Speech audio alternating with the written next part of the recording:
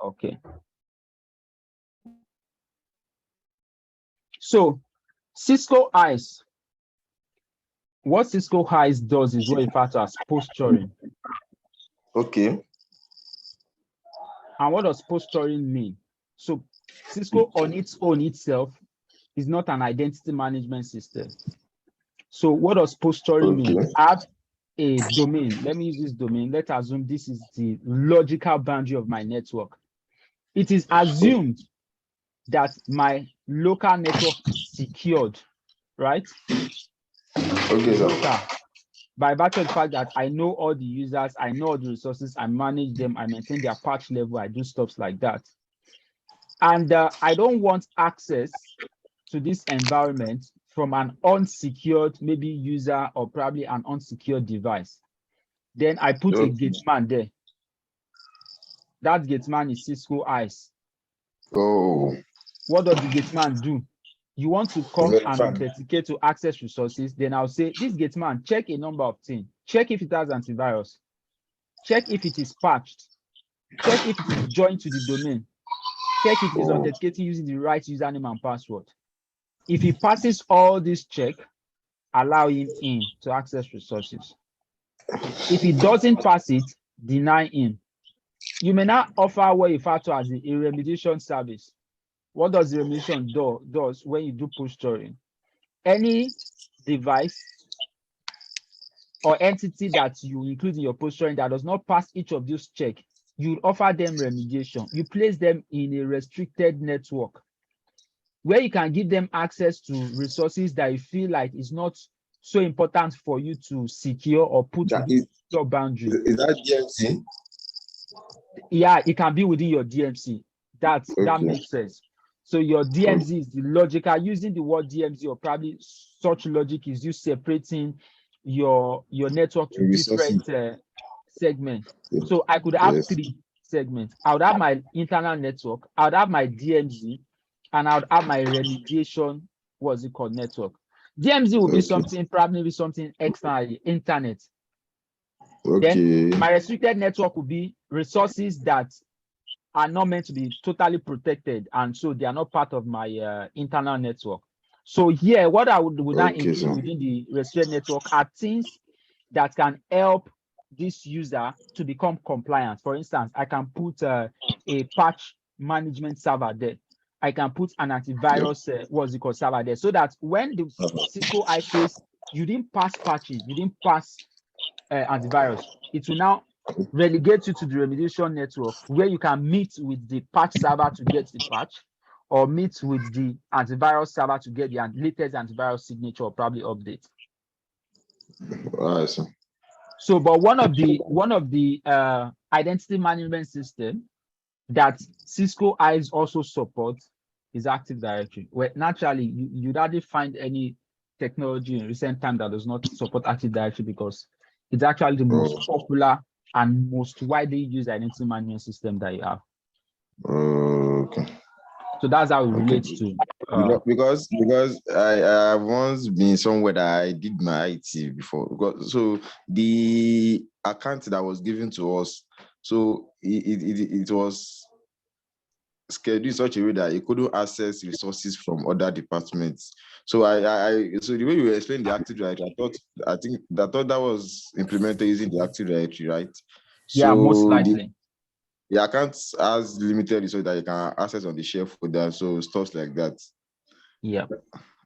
All right, thank you, sir. So that's for identity management. So just to give us a feel of what I know, a number of us would already know what Active Directory looks like, or probably even most likely have worked with Active Directory. So let me put up my server. Come on.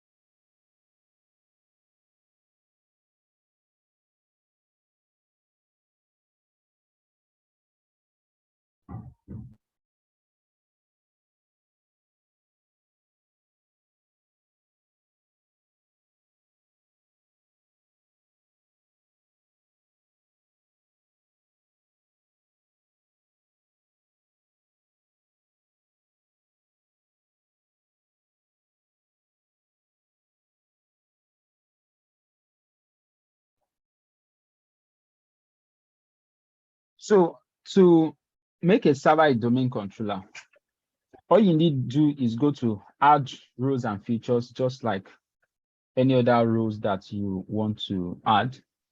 You go next. You go next. And same thing here, go next.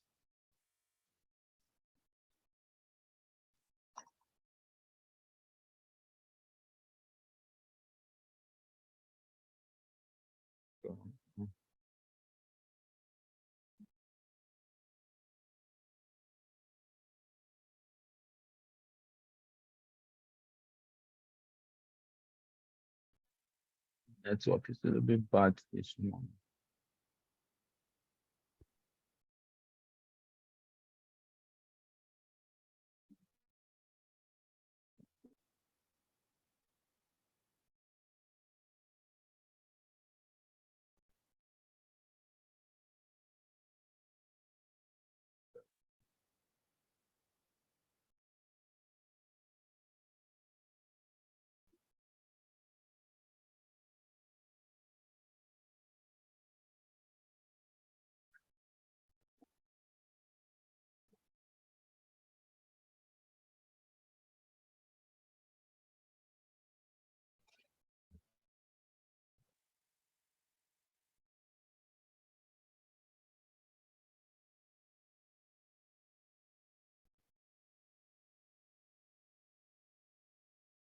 So this guy is taking time to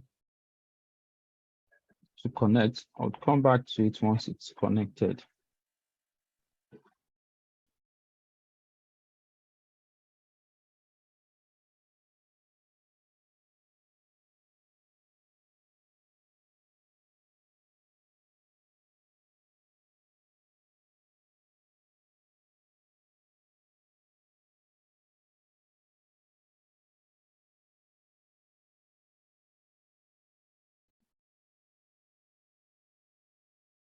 Let's try it once again.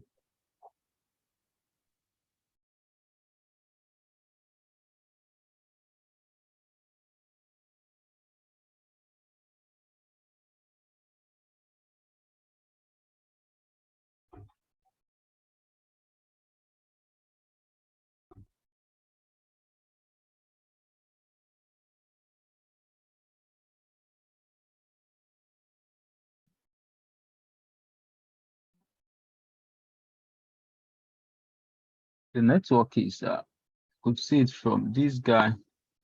The quality of connection is a little bit poor. So come back to this server. Hopefully, the network will get better, so that we don't waste so much time. Okay. So I'll just go ahead to initiate the install and allow it to install at the background. Then we'll come back to it once that Active Directory domain services rule has been installed. So the next would be PKI. What's the meaning of PKI? Anybody with an idea of what PKI is? Public key infrastructure. Yeah, public key infrastructure. And any idea what it means? I think is synonymous to this asymmetric hashing. Yes or no? Okay, yeah. That's what I can remember. I read something. Yeah, that's correct. So public infrastructure has to do with symmetric, asymmetric key and hashing encryption. So, but the whole idea is There are cases where you need to, number one, authenticate, or probably even secure. You want to authenticate and secure using different means. The whole idea started from the concept of encryption. And what encryption means is you securing data by converting it into a form that is not directly readable, or probably that does not really make sense until you drive it through the same process, or the reverse process, which you call decryption. Encrypt, then decrypt. And for you to do that, you make use of what you refer to as keys or secrets, as the case may be. Use keys or secrets. So what that means is that if I have a document that I need to send to you, I have the document I need to send to you, but I want a situation whereby if anybody intercepts that document, they are not able to make meaning out of it. You could liken it to some of those ways in those days that there used to be exchange of messages across maybe towns, border, that you have someone carrying a message that is kept in secret, or probably encrypted, or probably coded in a particular way, such that especially during the war era, so that if the enemy intercept that message, they can't make meaning out of it. That's the whole background of how this all started. But over time, advancement in technology, you begin to bring in some kind of mathematical computing concepts into making the process better. So by and large, the idea is that you want to pass that message, and you want to encrypt it. That means convert it to a form that is secured, such that it is only the recipient that is able to get it and make meaning out of it. So you encrypt it using a key.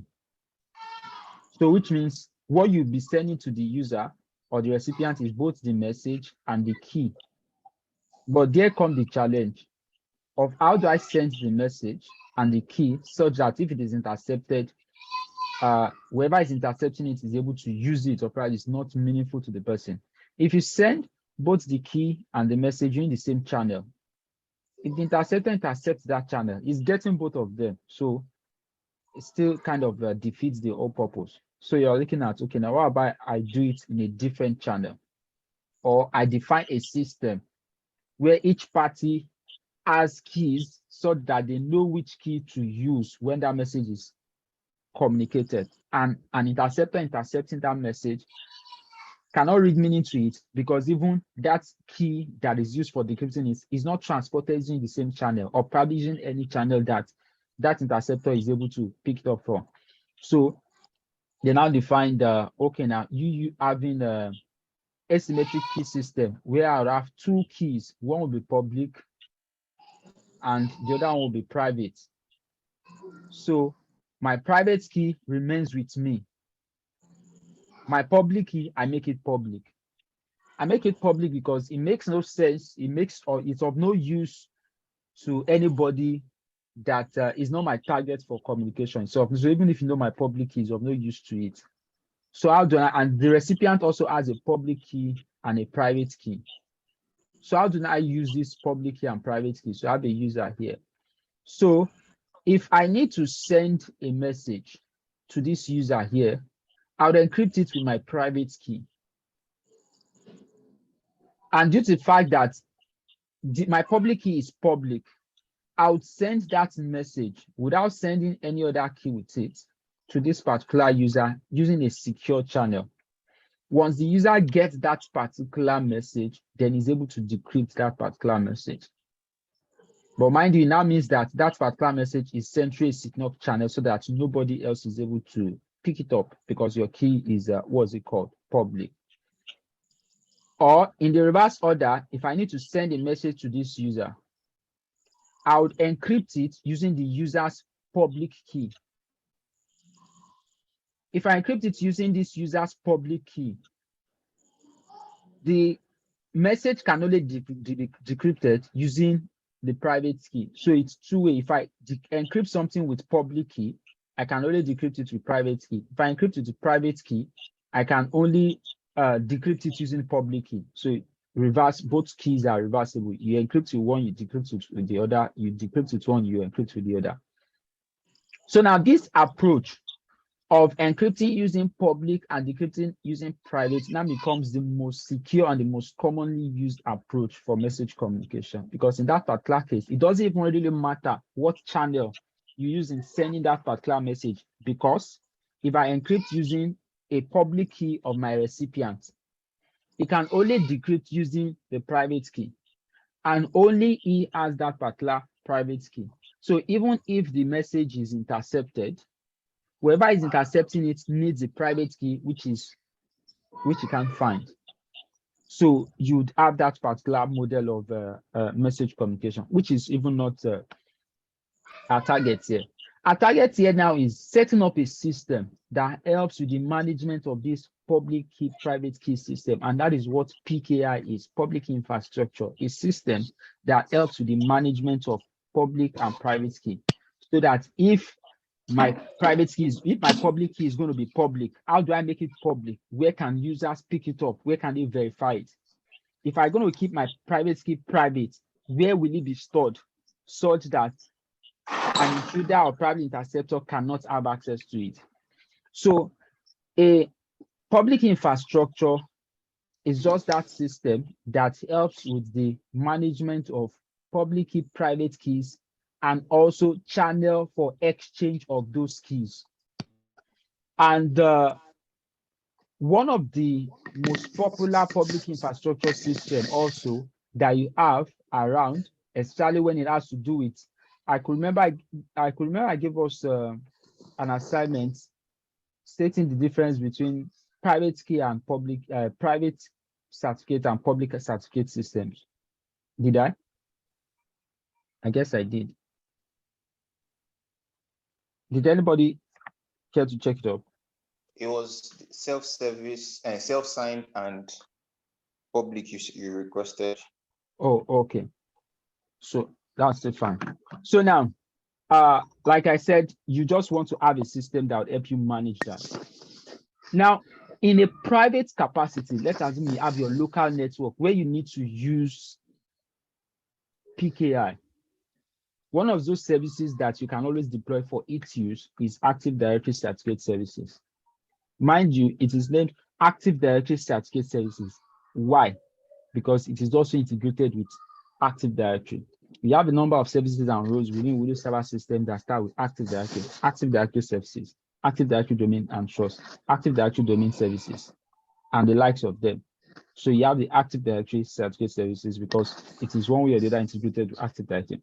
So Active Directory Certificate Services is a service that allows you to establish a private PKI. So when I say it's private, that means it is going to be used primarily within your own trusted domain, within your own local namespace.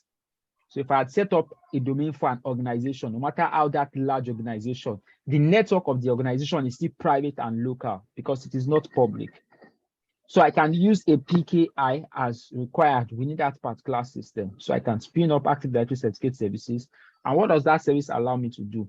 Establish what type of certificates I need to issue, how you communicate or probably issue that certificate, what will be the life cycle of that certificate and the likes. And what makes up a PKI?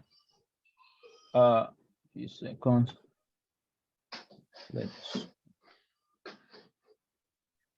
What makes up a PKI? You have the keys primarily. You have keys. You have certificates, which are means by which you could communicate these keys. You have certificate authority, which is a server within the PKI system that is responsible for managing keys certificates. Then, in another, what's it called? Within the Active Directory environment, you would have identities, which is the identity you pick within Active Directory. Then you have a trust system, kind of, where the trust system is able to establish if your certificate is coming from a trusted authority, and that would always come from what we refer to as the root certificate authority. They have certificate validation and revocation. No certificate is issued for eternity. They are always time-stamped. So how do I validate if this particular certificate is still valid? Or even if it is valid, how do I validate if it has not been revoked? Because a certificate can carry a period of, let's say, 30 years, but it was revoked after the second year. The certificate will still be showing expiry as 30 years, but how do you know if it has been revoked or not? So these are systems that makes up a certificate authority. So the keys are the public key and private key, like we said. Certificates are what helps you communicate information about the key, or probably the user of that, or owner of the certificate, or the keys rather, owner of the keys. For instance, on a certificate, you have the name of who is the owner of the key. You have the public key. Public key would always be displayed on the certificate because it means to be public. So your certificate authority helps you do the distribution. Then within the certificate also, you're able to establish the trust, sequence of trust, up to the root certificate authority. Within the certificate also, you're able to see the identity of who is going to use the certificate. Within the certificate also, you see the validation period, and there would always be an information on the certificate on how to verify if it has been revoked or not. So now, a private certificate, like I said earlier, is a certificate that you'd always, a PKI that a certificate issued out of a PKI that you manage within your private network system. Now, it works perfectly if the use is limited within your private network, because I made mention about trust. The PKI is so much built on a trust system because let's put it aside and come to more or less like a more logical scenario that we can relate with.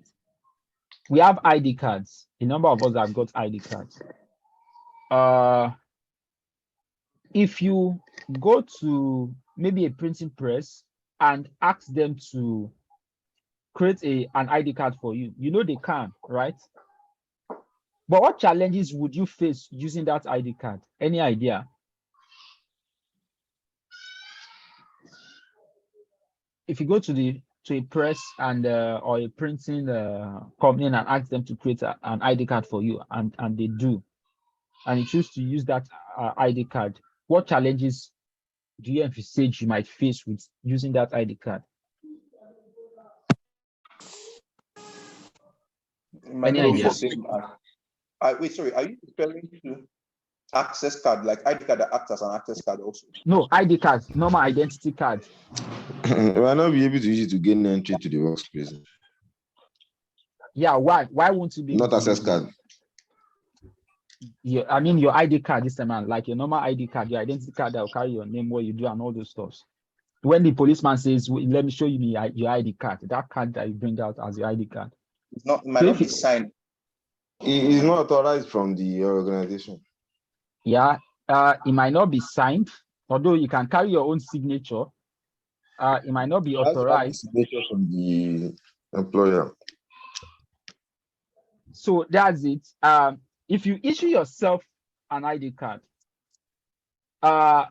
primarily it could work in some scenario because it gives basic information about you, but it depends on who are you showing it to. So the person will query who signed it.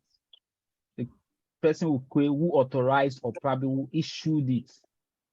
You can't issue yourself an ID card and still use it. So which means the source of that ID card would not be trusted. Yes. That is just it. They won't trust it. Why?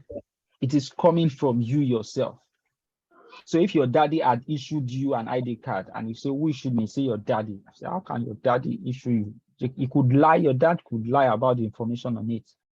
But if my dad issued me an ID card and I showed it to my brother, maybe I need to validate something. Oh, who are you? Are you a son of this family? Show me your ID card, and I show you the person the ID card. That the person will trust it because what's it called? It's within the family. So that is the way, or that is one scenario. And another scenario is maybe you work in an organization, or probably you're a student, and the organization issued you an ID card, or the school issued you an ID card. Do you expect to face challenges with these ID cards? No. But you can. Have you Only tried if to it's use not this? If only if it's what? if it's not authorized from the school itself. Okay, so let's look at it this way. Have you been able to use a school ID card in the bank when they ask you to come with a card for validation? A No, it's student not ID valid. card. They don't take them. What about a workplace ID card? They don't take them. Sometimes what they require is government issue ID card. Thank That you. is what matters. Make it like the driver's license stuff. Thank you. Now you are getting it. So within the school, the ID card is valid. It's I can go valid. to any department. I can go to any Yes. entity within the school and show it that I'm a student. I could even go to some other school and show it that I'm a student. That is within the private capacity of the school. Also within the private capacity of the company, I could use it to validate anything and stuff like that. But when you are relating with another entity, then the entity, the fact that it's not saying maybe the entity would not trust your system as a registered entity, because the school is a registered entity. Your company is a registered entity. But also, that line of trust is still not well established. I would doubt it. I would say no. Can I see an authorized ID card? So which means that except that particular ID card is coming from a third party, which we both trust. I trust the government, you trust the government. So if I get an ID card from the government and I show you, you would rely on the trust of the government to validate that ID card and accept it. If you also show me the same thing, I would rely on the trust I have with the government and validate that ID card, and I'll show you. But let's look at another twist. Let's say, how do I put it? I just want to give one funny instance. So you'd have, let's say, your passport, right? Your passport, your national ID card is just a very perfect example of a public certificate. Reason because it is coming from an authority that is trusted and has been established, or probably that has given that right to issue passport. So I can't take that passport to any country now. That's even going beyond the walls of using a driver's license and stuff like that. My passport, I can go to UK, I can go to US and stuff like that, right? And I would say, oh, why are you? I show them that they accept it because the Ministry of Foreign Affairs, or whatever entity it is called by the country, has been given that authority at the global level to be the sole issuer and validator of user information even before issuing passports. So everybody in the world is expected to trust that system. If I show you my passport is coming issued from our own Ministry of Foreign Affairs, they accept it. That is a public certificate. If I give you my school ID card, my office workplace ID card, or probably even my national identity within Nigeria, it is private. I can't use my national ID card and go and use it to validate myself in the UK or even in Ghana, very close to Ghana there. It's not valid. So it's not as if they won't accept the information on it, but they won't trust it. That is just the point. The trust would not be there. But if it is a passport, even if they need to validate the passport, all they need to do is call the Ministry of, what's it called, your diplomatic representation within a country to say, please validate this ID card for us. I mean, this passport for us, and they get it done. But there are instances where there could have even been a break in the chain of trust. where you now take your passport. We've seen it happen, even though it might not be something that anybody will accept, that when you show your passport as in Nigeria, they just look down at you. Why? Why would they look down at you? Any idea?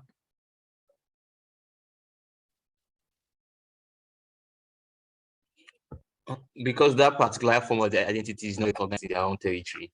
No, not like it's not. So what's it called? No country has the right to turn down within the diplomatic system. No country has the right to turn down your passport or look down at you by your passport because it's valid. What's it called? It's meant to be valid. It's a company legal entity, a country entity.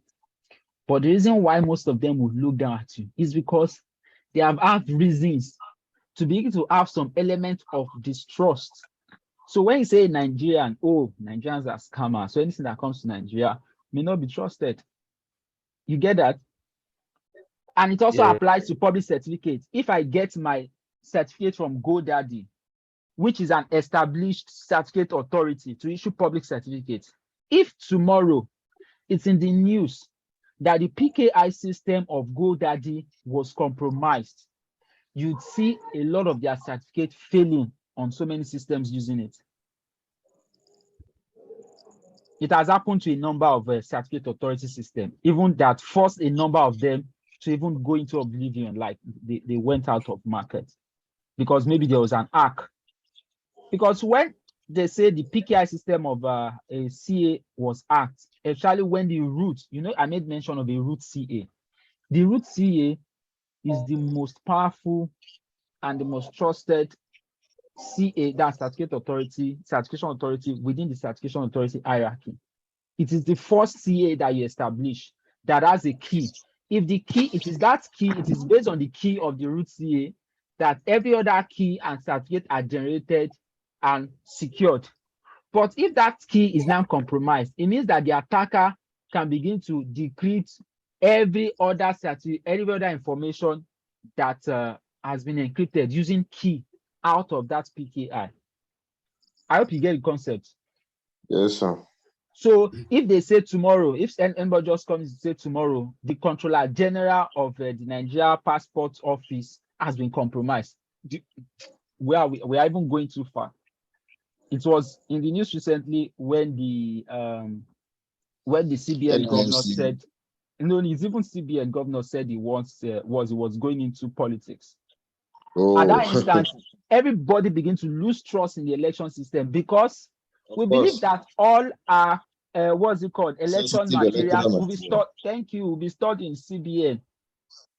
So you lose trust in it and you begin to question it. So that is the idea. So simply put, a self-signed certificate is a certificate that you generate yourself and give to yourself. A private certificate is a certificate that is generated out of a privately managed PKI, like Active Directory Certificate Services that is used within a logical domain system. While a public certificate is a certificate that you go and buy or that is issued to you by a registered certification authority. You have a large number of them. GoDaddy, Komodo, Sectigo, you have Namecheap, you have several of them that uses that. So the reason why you would always go for a public certificate is that you can use it anywhere. It is trusted by every other system. Once the system sees that it is coming from Komodo, it's coming from GoDaddy, they trust it because they know it's a third party. But if I have a server named www.ade.com and it is using a certificate issued by server1.ade.com, then there's an issue. If you present it to another entity, to another system that is not part of your own domain, that entity will not trust it. But if you present it to a server or private service within your own domain, they will trust it because you all belong to the same family. If you present a certificate that you create and sign yourself to a server that is within your own domain also, that server will not trust it because it will say, why are you generating and signing a certificate yourself? Why not go to the PKI and get a certificate to maybe Active Directory Certificate Services to get a certificate that we both trust? So that is the idea behind the PKI certificate. And what are these certificates used for? What are the use cases of certificates?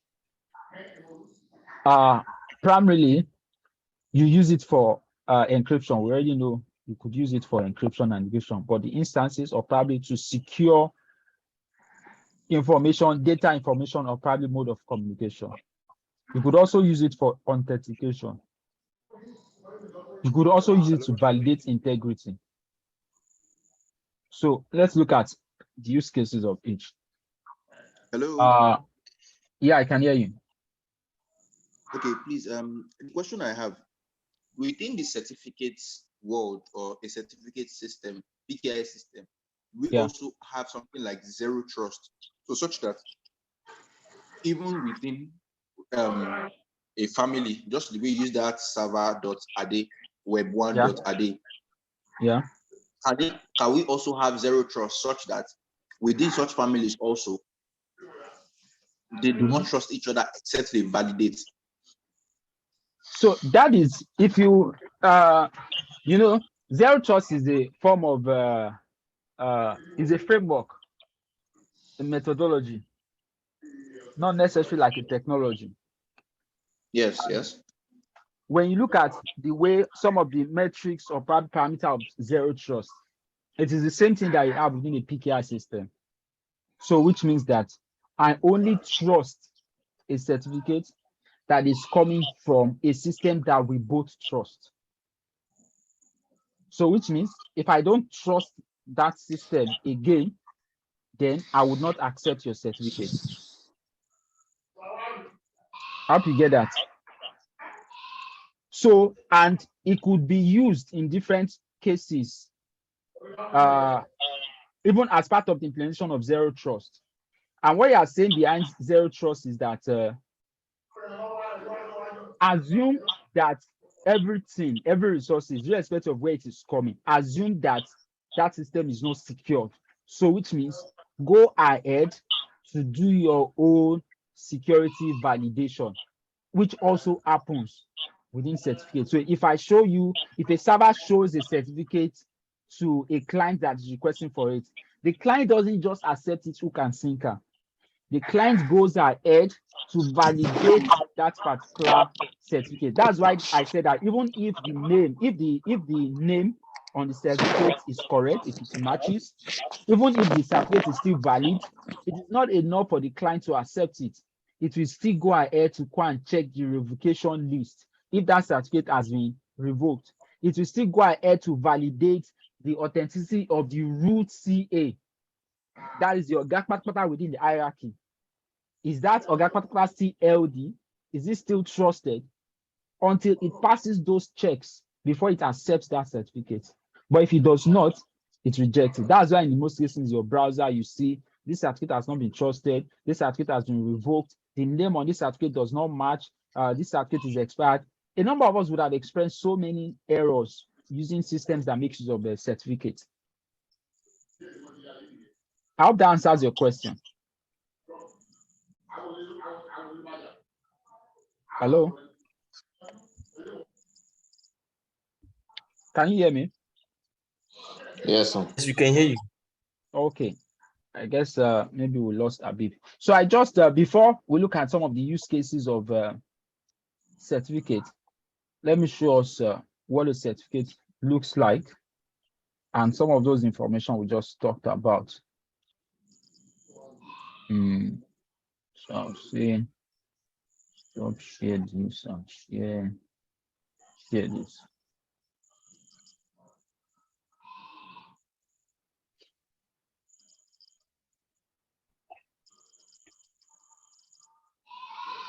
Can you see my screen? Yes. Okay. So this is the GT Bank website. And one of those, one of the use cases of certificate is to secure a channel of communication. And for every channel of communication that is secured, most times you would always have an S in front of that particular default service. For instance, if it is APP, you have HTTPS. If it's FTP, you have SFTP. You have SSH and stuff like that. For instance, if it's a web, what's it called, site that you're trying to secure the channel, it becomes HTTPS.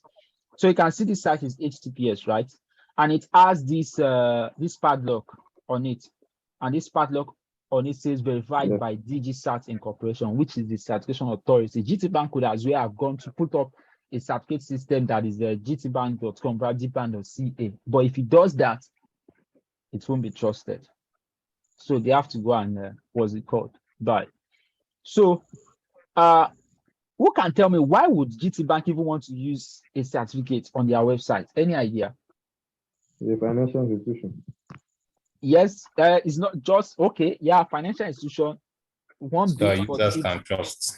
So Site. basically, I Trust, feel yeah. like they take KYC from clients, which is know your client information. And also, there are volumes of transactions going on that platform that involves trust, which are more personal information that has been exchanged. So that is why they have to have a certificate for it, like Okay. secure their platform. Yep. So we are all correct. And this is this might not be of interest for some of us, the are security guys here. So number one, brand reputation. But that is even the least on the reason, because brand reputation could be in different form. But number one is actually to protect their customers. How are they protecting their customers? So one of the use of PKI, number one, is authentication. Number two is also security. So Yes. talking about authentication, if I go to gtbank.com, how do I know that I'm going to the right website? How do I know that someone has not spoofed gtbank.com, hijacked their domain, and responding to my HTTP request at www.gtbank.com? Certificate will help you do that validation. Number two, here I need to key in sensitive information like username and password. If I am on a network that has been compromised such that someone has established a sniffer on that network, and as I put my username and password, it is transported in plain text, the person will see it. So GTBank wants to protect their customers. They put a certificate that will encrypt that channel. So if I go, even if there's someone with a sniffer on this network now, if I log in and put my username and password, my username and password will not appear in plain text because it will have been encrypted. What's it called? The certificate does that for you. So in terms of authentication, when you do www.gtbank.com, GTBank responds to your request, and your browser requests for the certificate of that gtbank.com. It says, let me have your certificate. It gives, what's it called? That certificate. It checks the name, checks what's it called? What are the information on that particular name? Then also there is an exchange of an information that GTBank server encrypts using its private key. If your browser, which has access to the public key of the GTBank server, is able to decrypt that particular information using the public key, that established that response came from the correct server. Because if he's unable to do that, which means the public key does not match the private key, then it means that the wrong server is responding. So that establishes what's it called? The identity of the person, the server that is responding. Then after there's a negotiation, you would always have the handshake within the TCP protocol. After they say hello, the client says hello, server say hello, why you can I know you? This is my what's it called? I give this information is encrypted. Can you let me validate if it's coming from you? I check validate using your public key, which is available on the certificate that you present. Oh, okay, yeah, gtbank.com. Okay, now I need to transmit some kind of sensitive information. Let's agree on an encryption key. We both agree on an encryption key that we both know. But when I'm sending you that particular, what's it called, information, you have to decrypt it at your end. I would encrypt that particular information. And when I'm encrypting that particular information, you have your private key. You have to decrypt it with your private key. When you're sending to me, encrypt with my public key as well. When I'm getting it, I would decrypt using my private key. So that helps you secure that channel, that information going from client to server is encrypted. So that users don't come tomorrow to call GTBank to say, oh, GTBank, oh, someone moved money on my platform. and they check, they say, oh, the person logged into your portal, but I didn't give the person my username and password now. Then it becomes a fault of GTBank because they've not protected that platform enough to ensure that some of these petty means of hijacking users' credential by sniffing the network, what's it called, is not possible. So if I come here now, I see that connection is secure. I see that this is verified by GTSAT, which shows that that certificate is coming from the corporation named GTSAT. I click on more information. Here I see details of this information. It says I visited the website, blah, blah, blah. Encryption, connection is encrypted using this encryption key. You have TLS, advanced encryption service, 128 key, and SHA 256. You come to what's it called, SHA as well. Then I come here to say, let me view this certificate. So what's the information on this certificate? Gives me the name of the person that is issued that particular certificate. Then it gives me the information on the person who issued that certificate, when it was issued, and when it's going to expire. So you can imagine this guy is going to expire just at 1st of July. This month. Of this month. If GTBank does not renew this certificate before that 1st of July, you go on the 1st of August. If you're still using this certificate, you have an error on your browser. Your browser will tell you that I can't trust this particular certificate. Exactly. Then you can see what are those services or probably domain name or identity. This is where the identity comes in. What are those identity within the GTB domain or within the GTB namespace that can use this certificate? And what are the cryptographic information it is using? It is using RSA for encryption. It is using SHA-256 for hashing. Then I have the hash value of this particular certificate, which uniquely identifies the certificate, so that even if the information within this particular certificate is modified, you get to know. I have several other, what's it called, information, like authority information, which is if I need to validate if this certificate has been revoked, this is what my browser will contact. My browser will contact this guy on this URL to say, please help me validate if this information has been, what's it called, revoked. Then one other thing, so yeah, I can see that this certificate was issued by was primarily issued by a CA certificate named Secure Server CA. Okay, no, let me view that from here if I'm able to see the chain of trust. Let me see, can I save this guy? I should be able to save or export this guy. Come back here, let's see. This guy.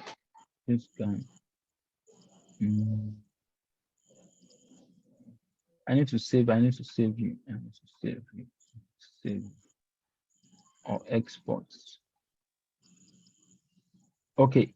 Okay. If I can't export, let me download the chain. So it's in Palm. Oh, Palm to my. I don't want any stress with this stuff.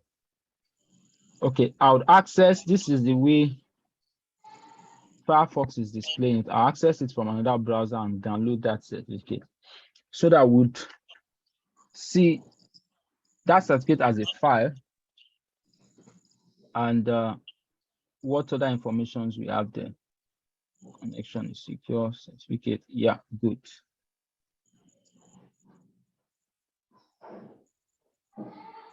Let me share this on that screen.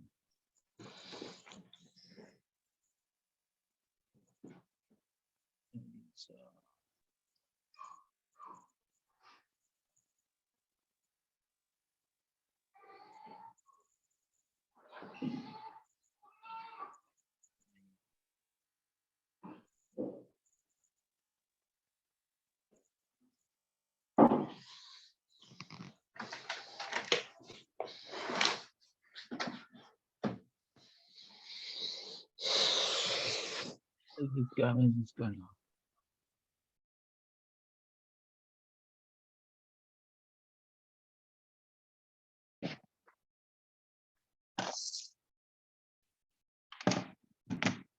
Can you see the certificate on my screen? Yep. Now. Okay. So almost the same set of information we had seen earlier, but this one, it says that this is the purpose of this certificate. Proves your identity to a remote computer system, ensures the identity of a remote computer system, and you have a lot of information. Then we've seen it so that the server, yeah, so this is what I want to say. This is issued to, we'll come back to these types of certificates. We have about 3 types of certificates. So this is one of it, which is a wildcard certificate. It was issued by this guy and it's going to be valid for this guy. If I come to certificate part, this is the chain of trust here. This is the certificate for gtbank.com issued by this server, which is an intermediate certification authority. And the certificate for this intermediate authority certificate was issued by this guy, which is the root certificate. So you can see global root CA. This is your guy patapata on the hierarchy. This guy gave the authority, this root CA gave the authority to this secure server CA to issue certificates. And this secure server CA issued the certificate to gtbank.com. So when a client is validating this certificate, it's not just validating the certificate for gtbank.com, it will validate it along the chain. If there is a mix-up, or probably if one certificate along that chain is not trusted, then your browser or the system to which you are authenticating begins to throw error and flags what's it called issue. So you can see this guy's own certificate is expiring in 2031, while this guy's own certificate is expiring in 2023. But this guy's certificate own is going to expire next month. So before next month, we expect that they would have updated this certificate. But apart from those information, you can see several other information, serial number of this certificate, the signature algorithm, the hashing algorithm for this guy. Then you see the public key. So this is the public key for this guy. So if I want to send a protected or encrypted message to this server, all I need to do is to encrypt that information using this public key. If I do that, that guy would get it and decrypt it using its own private key, and nobody will be able to intercept it. So your revocation list distribution points. So if my browser wants to validate, despite the fact that this certificate is valid by the expiration date, is currently valid, but it wants to know if it has been revoked. There are several reasons why certificates can be revoked. If it has been revoked or not, it's going to check this guy and download a revocation list. If I go to this guy here, where's my browser? Okay. If I go to this guy now,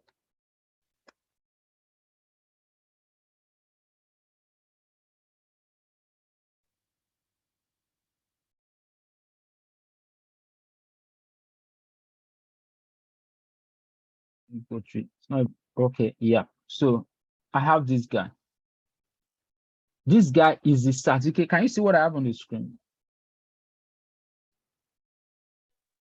Yes. Okay. Certificate revocation list information. And the revocation list, you have it here. These are list of certificates issued by that CA that has been revoked. So it will check this list. Does the certificate for GT Bank, is it on this list? If it is on this list, then it won't trust it. Then you have an error. It will throw an error. So you can see it's even possible that you have certificate that has not yet expired that will be on this list, but it all, like I said earlier, there are several reasons why certificate can be revoked. But one of the checks that the client does is to check the certificate revocation list to be sure that the certificate has not been revoked. Hi, Raj. So that is, Please, yeah. if you want to probably be a threat actor or something, Yeah. that certificate list where you now have the place where you can check your CRL, the URL for where you can check the revocation list. Yeah. That is falsified. Would the system be able to detect that URL is actually falsified? Let's say I create my own certificate revocation list and I make sure my name is not there. Meanwhile, it is actually in the original version. And I just put the new URL there and the computer picks it up and doesn't find my name. Yeah. If you are able to compromise the certificate revocation list, Yes, your browser would not know. That is why I said one of the most what's it called, dangerous form of attacks that you can have is if an attacker targets the PKI of a public certification authority, like if they target the PKI of GoDaddy. If they're able to compromise the PKI of GoDaddy, the impact is huge because the impact extends to all person, entity, individual system that uses certificates from GoDaddy. And what they can do is just within the scope of what you are even using PKI to protect. For instance, if you are using it to encrypt, they can decrypt. If you are using it to decrypt, they can encrypt. If you are using it to validate the integrity of system by hashing, they can modify what's it called, that information without even you knowing. They can publish a wrong revocation list without your client knowing. Because if your client still continues to trust that, but if it was altered, the SHA key is going to be different, no? So if it was altered, the SHA key will be different. But now it is they going to that particular system to even change the certificate. Because if I come here to say the SHA key for that, okay, even let's say this revocation list, right? This is the thumbprint, key identity. Okay, this is the thumbprint, but let me see, hashing algorithm. This thumbprint, I guess, yeah, this is an hash value of the identity of this particular system. So let's take, for instance, let's assume this is the SHA value for this particular certificate, right? How am I able to know and trust this certificate revocation list? Because I got it from the root CA, right? But now the attacker is owning the root CA, is the one publishing this certificate, is the one modifying the revocation list. There's no place else for you to validate because all those information that you have to check and validate still goes back to it. So the SHA value you are authenticating is on this certificate which the attacker has compromised. So it is what on the certificate that is what it is the information that is on the certificate that you would believe. I don't know if you get it. All right. So that's the idea. Even when it comes to integrity checks, where you use hashing, the source of that information exactly. If you are using a PKI system to store the key for your hashing, because naturally is that you use the public key or the private key for your hashing, as the case may be. For hashing, you know, the idea behind hashing, it is not for the recipient to decrypt. No. So if I want to send you an information and I want you to believe that that information has not been altered, what I can do is I can encrypt it using your public key. Sorry, I can hash it using your public key. Then I'll send you the hash value. When you get it, you can also compute the same hash. If it matches, it means that that file has not been intercepted or probably compromised. But if it does not match, HMAC, I think HMAC also enhanced hashing, right? The HMAC key hash message authentication code, if I'm right. Yeah. So there are different ways by which combination of this can actually be used. But even if it is, if you are using any form of maybe advanced system to do your protection, you're only doing that for hashing. But mind you, like I said earlier, the purpose of hashing is not for you to decrypt. But when you talk about maybe the strength of your hashing algorithm, it is also important. Because if you use a very weak hashing algorithm, which has once been compromised, and what does it mean that an hashing algorithm is weak or probably in compromise? It means that, so if I say, let's say MD5, there are instances that MD5 has been compromised, or probably that is weak, not necessarily compromised. And what does it mean? It means that if MD5 hashes, let's say, 1 billion set of data. Okay. If you repeat the hash, that same set of data should give you the same hash value. That means no two different data should give you the same hash value. I don't know if you get what I'm saying. Okay. Let me share my notepad and do some. As long as the inputs are not the same, the hash results can never be the same. Thank you. That's simply so. Even if it is my name, if my name is Ade, spelled in capital letter, and Ade again spelled in small letter, you know they are the same name, Yes. but the hash value would always be different. Yeah. It means that hashing algorithm is LD and trusted. But if somewhere in the wide, let's assume if you encrypt Adewale in capital, it gives you 1, 2, 3 as an assumption as the hash value. If somewhere in the wide, you add that somebody in China use the same MD5 algorithm and hash the name Tunde, and Tunde also give 1, 2, 3, 4, 5, they will say, no, it's not possible. But let's validate, let's try it. I also now try it and I hash Tunde and it gives me 1, 2, 3, 4, 5. Hash Ade, it also gives me 1, 2, 3, 4, 5. Then that means that hash algorithm is now weak. Yes. You can't use it again. Understood.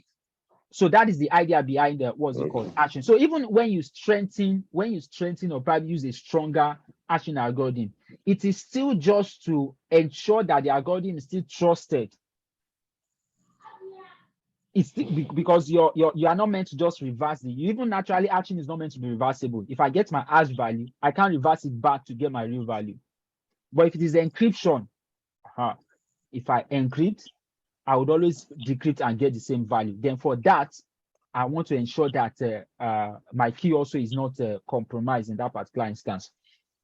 So what I'm trying to say now is that if an attacker takes hold of the root CA issuing a certificate, irrespective of what has been used, the level or the length of the key, because the attacker is not even after breaking the key again. They are not looking for the key again. They now manage where the key is stored. They now manage the system against which you would validate what's it called, the hash value. So they control it, whatever level of, if he had used an encryption key that is 1 billion in length, it doesn't matter again, because the system that issued that key or probably that manages the key has now been compromised. So that's why it is one of the worst almost terrible attack you could always have an attacker carrying against the system. Once that root CA is compromised, every other thing within it is compromised. And what's system? So now, how does system help establish this trust for public for PKI? A browser, let's say Chrome, by default, comes with the list of the root CAs of certificates it trusts. Your Windows system comes with the list of the root CA of certificates it trusts, so that when anybody comes with a certificate from any of those root CA, there will be no issue. And that is how the chain of that trust is established. Every vendor populates their system with the list of root CAs they trust, so that users using that system wouldn't have issue. And the way you see that, you'll always see that from your certificate store. If I come, let me check that of my Windows 10. So if you go on your system, if you go to mmc.exe, that's your management console. Sorry, let me share my screen for that.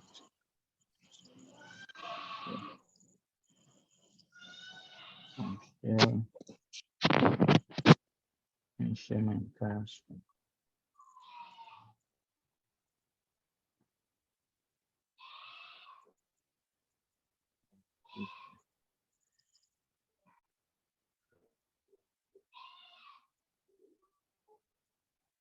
Can you see my screen? Server manager, yes. Okay. That's not what I want to share.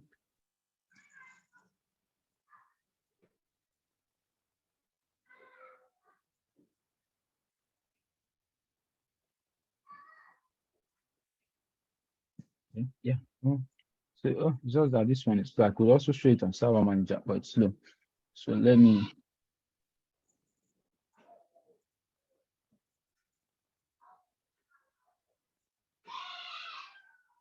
do it directly on my system. So if I go to mmc.exe and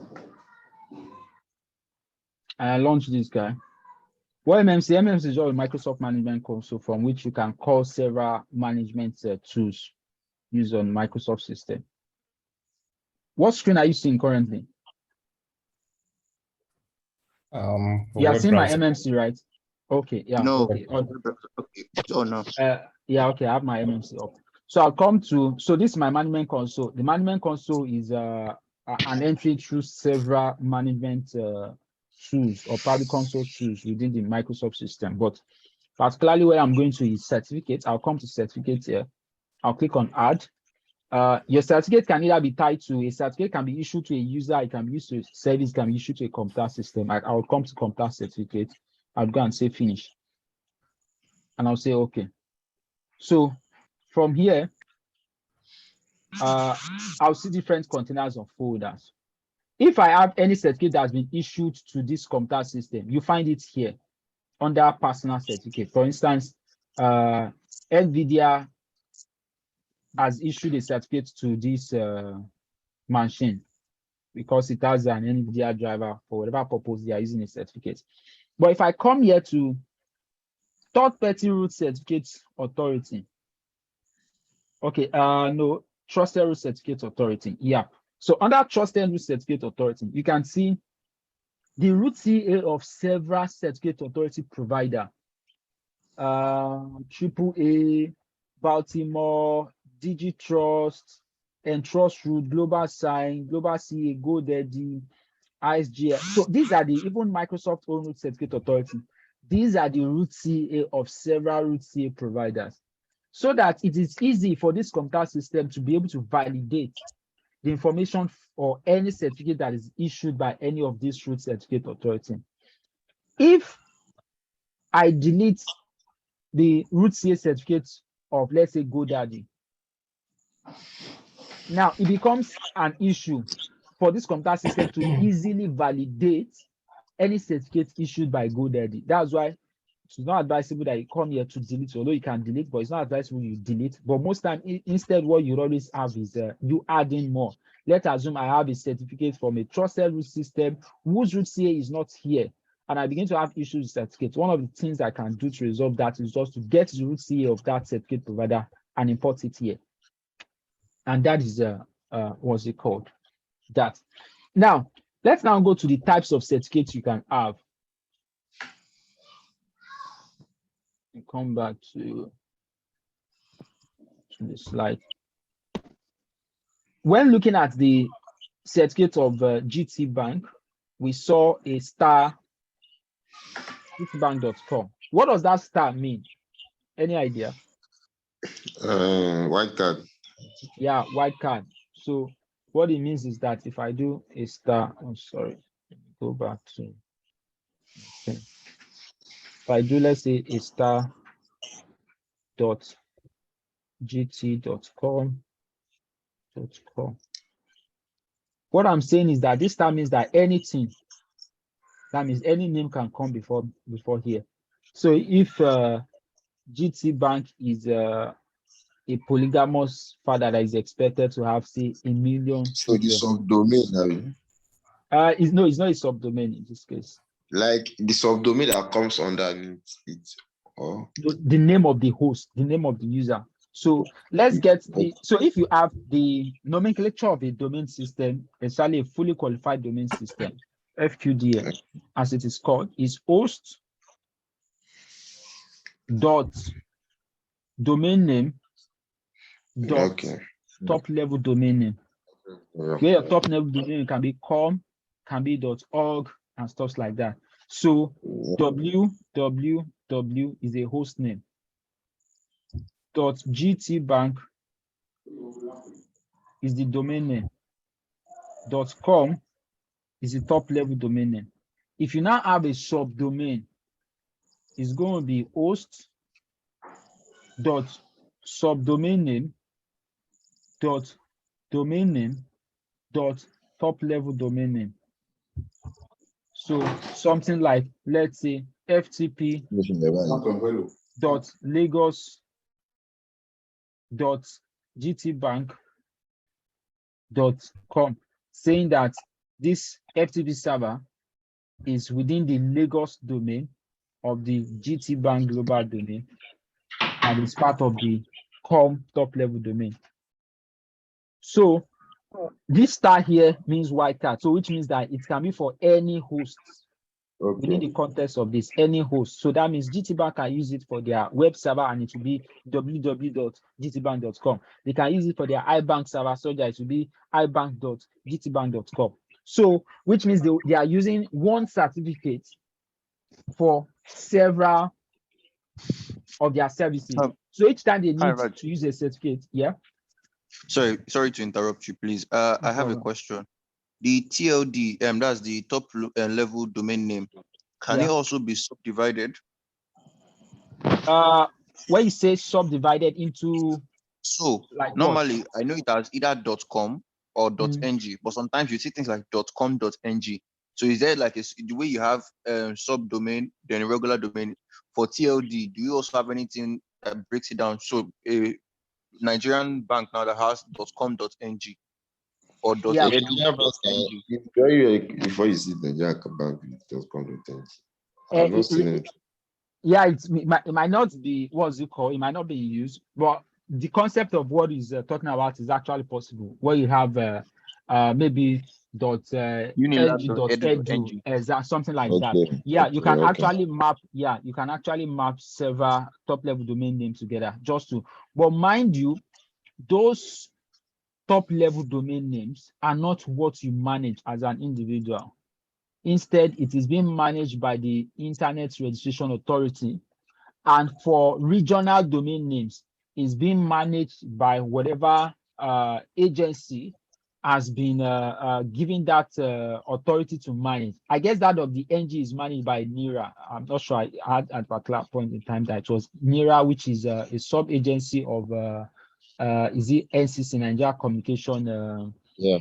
Exactly. Yeah. So for those regional or probably national domain name, they would give it to a particular body. For some of those public, it is managed by the Internet Registration Authority. For educational also, it is also managed by Internet Registration Authority, because they would be, for instance, you can't just go, I don't know how it works. If it is for edu, I guess there will be a process for you to manage that. I mean, for NG, there'll be a process for you to manage, for you to do your registration and get that domain. If it is for edu also, you have to show that truly that you're an educational, what's it called, system. Yeah, but if it is com.org and some of those, they are just public domain names that you can just, what's it called, register. So that's the way it works. But after that top level, anything can come in. It is your own domain name. So yeah, go ahead. .io. I've seen .io in recent times. I am not sure what it is. So in recent time, also I don't know, except we check together. In recent time, at least, is it early this year? There were over maybe 10 or 20 new top level domain names that I saw became available. .eth, .io, .me, .ai. Exactly. So you have them. So those domain names don't become available for registration as decided by the Internet Registration Authority, or probably those systems. Exactly. And they are regional. You have different region, ANA that is responsible for different region. So if tomorrow they see that there's a very high demand, or probably people have been thinking about using a domain name, let's say .xyz, they can go ahead and make it available. So you just begin to register domain for .ai. It could make meaning. It's possible also, it also does not make any meaning. Say people want to use it, yeah, they say go ahead. So that's the way it works. So I was talking about types of certificates. So you could have a single domain certificate, you have multiple domain certificates, you could have wildcard certificates. Single domain certificate means that it can only be used by one server, and the name of that server is expressly stated on the certificate. Multiple domain, it can be used by several servers, depending on how many the certification authority from whom you got that certificate allows. It could be 20, it could be 30, and the name of each of those certificates, no matter how much, will be listed, expressly listed on that certificate. Then if it is wildcard, it means that it could be used by many, but not defined or not limited. That's why you have it as a star. it will be a star.gtbank.com. Advantage, disadvantages. Single, yeah, you can really use it for a single. If you have another server, you have to go and buy another and reply request for another one. Multiple domain, yeah, saves you cost, although it will be more expensive than a single domain certificate. Then you have to list the names of all those certificates. If I have 20 certificates that are servers that are using it, and 10 of those servers are no more alive now, that means they are still, I don't use them again. For me to change that, I would have to go and update this list and reissue the certificate. It means that I'll now have to begin to apply that certificate on all the servers that are meant to have it. So which means you could consider that stress or work. Why for wildcard? Because it is not defined. If any server does not use it again, then it doesn't matter. The server doesn't just use it again. You move on. You don't need to change anything. You don't need to reissue it. But the challenge with wildcard certificates for the security guys is that if an attacker gets hold of this certificate, or maybe they compromise the certification authority that issues the certificate, and they get a copy of it, what that means is that they can begin to impersonate you. So which means if I get hold of your wildcard certificate by whatever means, I can go and put up if it is GT Bank, I can go and put up a server and name it, let's say, how do I put it? Let's say gt.gtbank.com. And I'll issue it a certificate.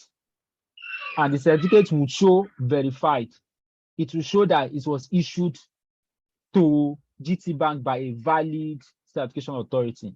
So which means your system will trust it, your browser will trust it. If you are the tech savvy guy that may always be conscious to say, let me go and check the certificate also, you won't have any reason to doubt it. I hope that's clear.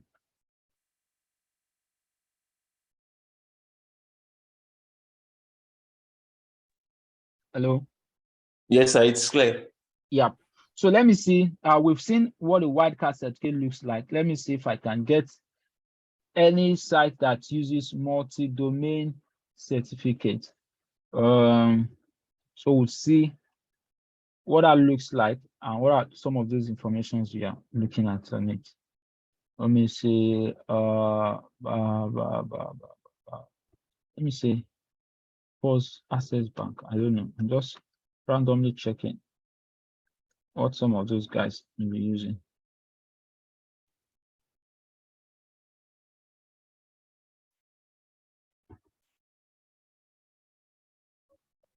Because if you have so many things to use certificate for, if you don't use wildcard, then you are most likely using a multiple domain, except if you Access Bank also using wildcard. First Bank.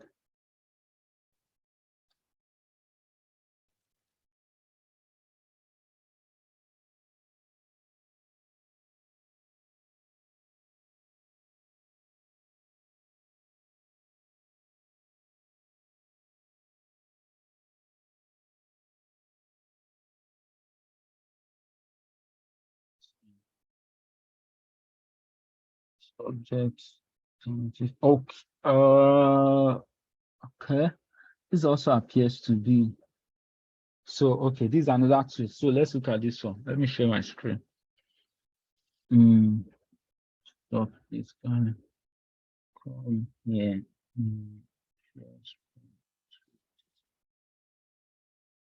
Okay, so this one is from, you can see my screen, right? Yes, I can. Okay, so this issued by Amazon to First Bank.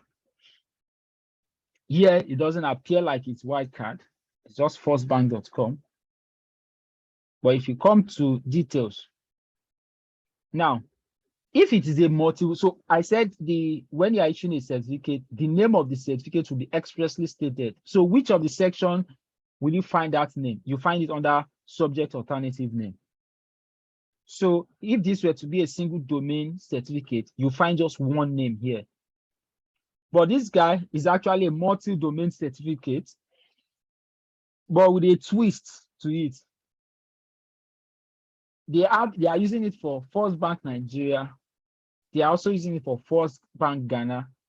They will now have a, I don't know how they are doing this. Sincerely, I don't understand how this certificate will work, because here they're also saying they are using it for start.fbngambia.com. So simply put, what they have just done here is to list the name of all the servers that would use it. But even though some of them are still wildcard, and primarily this certificate does not appear like it is a, what's it called, wildcard. But for a multi-domain certificate, you have the list of all the DNS names of the servers that are here. So what now happens? What happens if the name of the particular, they use the certificate on the server, and the name of the server is not here? Your browser will throw an error telling you that this, what's it called, the identity of the server does not match the certificate. That's the error you get. The identity of the server does not match the certificate. So which means you have to go and check this server. And for their own also, you can see the part. You have star field. So let me explain this. Where you have a certificate issued by two different entities. You can see we have Starfield and we have Amazon Root CA, right? So what happened here is that because Amazon is a service provider and requires the use of several certificates, they have two choices. They become a trusted public certificate authority, or they use a private certificate within their own local domain, but the certificate of the root CA would be signed or be issued by a public certificate authority. Did I mention that the certificate of the root CA, a large number of times, would always be a self-signed certificate? So if we come back to GT Bank here, where you have their certificate here, where is it? If I come to this part, you can see DigiSat, this is the root CA. If I open this guy, you can see it says issued to DigiSat Global Root CA by DigiSat Global Root CA. This is a self-signed certificate. Oh. I created it, I issued it to myself. The reason why this is possible, this is a standard. Then moreover, it is the Oga Patapata within the hierarchy. He can't get his certificate for somewhere else. He would have to issue to himself. Then he can now begin to delegate the issuance to other people, to these sub intermediary CAs. But what Amazon has done here is, instead of using a root CA that is using a self-signed certificate, they chose to go and get a certificate for their root CA from a public provider, so that the private root CA that they are established can always be trusted by a by other third-party providers. So let's give an instance. Imagine if our passport is being issued by a passport system in the US, although that breaks your sovereignty as a country, it makes no sense. Having a US issuing passports on your behalf, it makes no sense. But if that was to be the case, would anybody have any reason to look down on the Nigerian passport? No, because they are trusting the Nigerian passport beyond the Controller General of the passport, or whatever their name is here in Nigeria. They will have to check that trust against the US. And once you trust anything that comes from the US, automatically you trust what do you call it? Kingdom. Exactly. So that's the way this works. So that is that for certificate. And I said earlier that you could use your certificate for authentication, you could use it for security, encryption, establishing channel of communication. You could also use it to establish the integrity of data using hashing. So within the system of algorithm being used by certificate, you'd always have the encryption algorithm, you'd also have the hashing algorithm, and those information would always be stated on the certificate. Like we saw within, if we go back to this certificate from First Bank, if I come here to these details here, apart from the serial number, I can see the signature algorithm. That is what is used in establishing if this particular certificate is valid or not. It is using a 256 for hashing, and it's using RSA for encryption. So hashing algorithm is SHA-256, which is more secured than MD5, which is very popular. Then you have the public key, which is an RSA key, which is the key that it would use for encryption. And you have a host of other informations like the certificate distribution list or subject alternative name, and also what this certificate can be used for. So what a certificate can be used for would always be established under the enhanced skills usage. So this guy can be used for server authentication. It can also be used for client authentication as well. So that takes us to resilient systems, which is the next on our slide. Now, when we say a system is resilient, what do we mean? Any idea?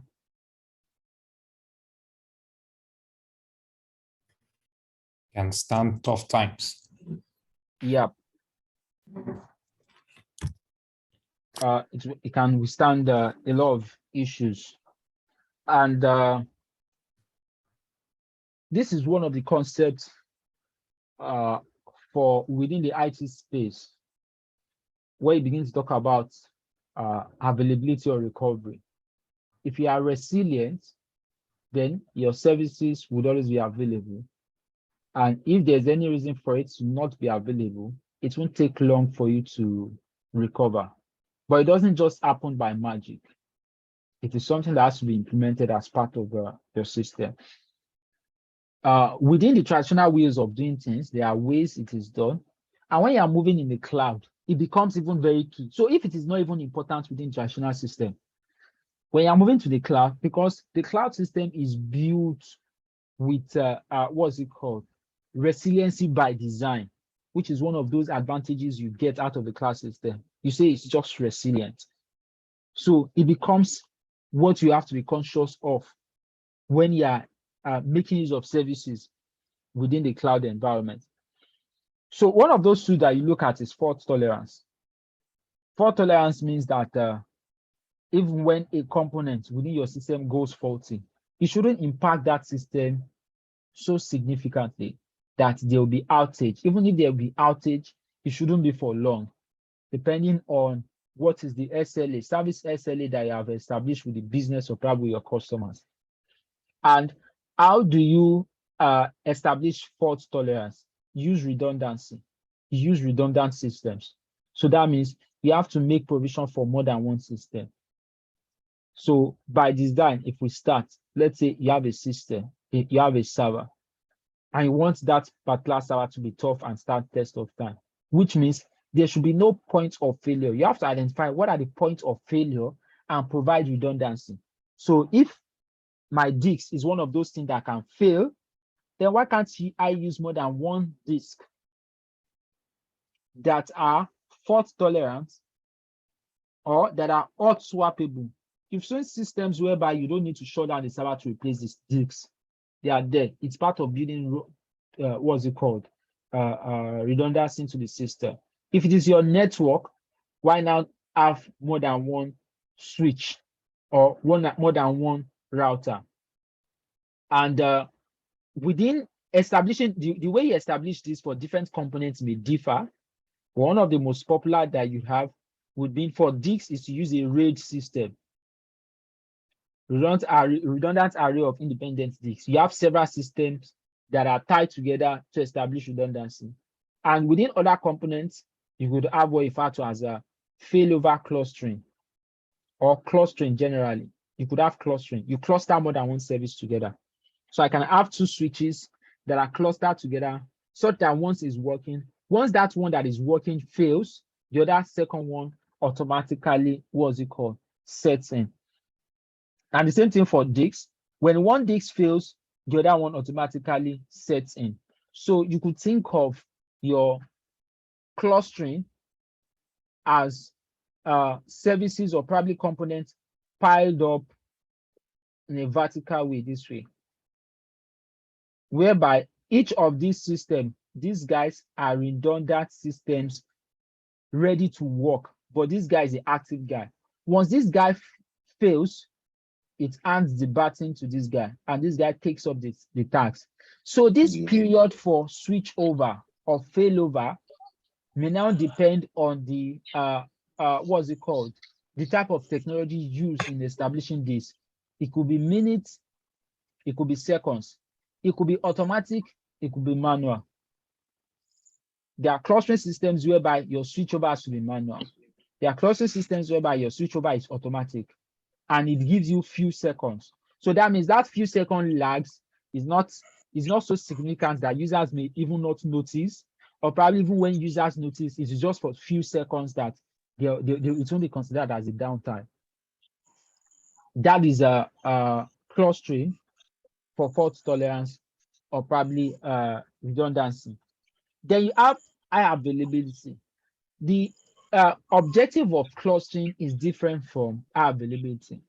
For high availability, what you want to gain is establish a consistent user experience / performance. Consistent user experience / performance. So what does that mean? I have one server doing a particular task. Maybe it's a website. If I have 1 million users accessing this server at the same time, what will be their experience?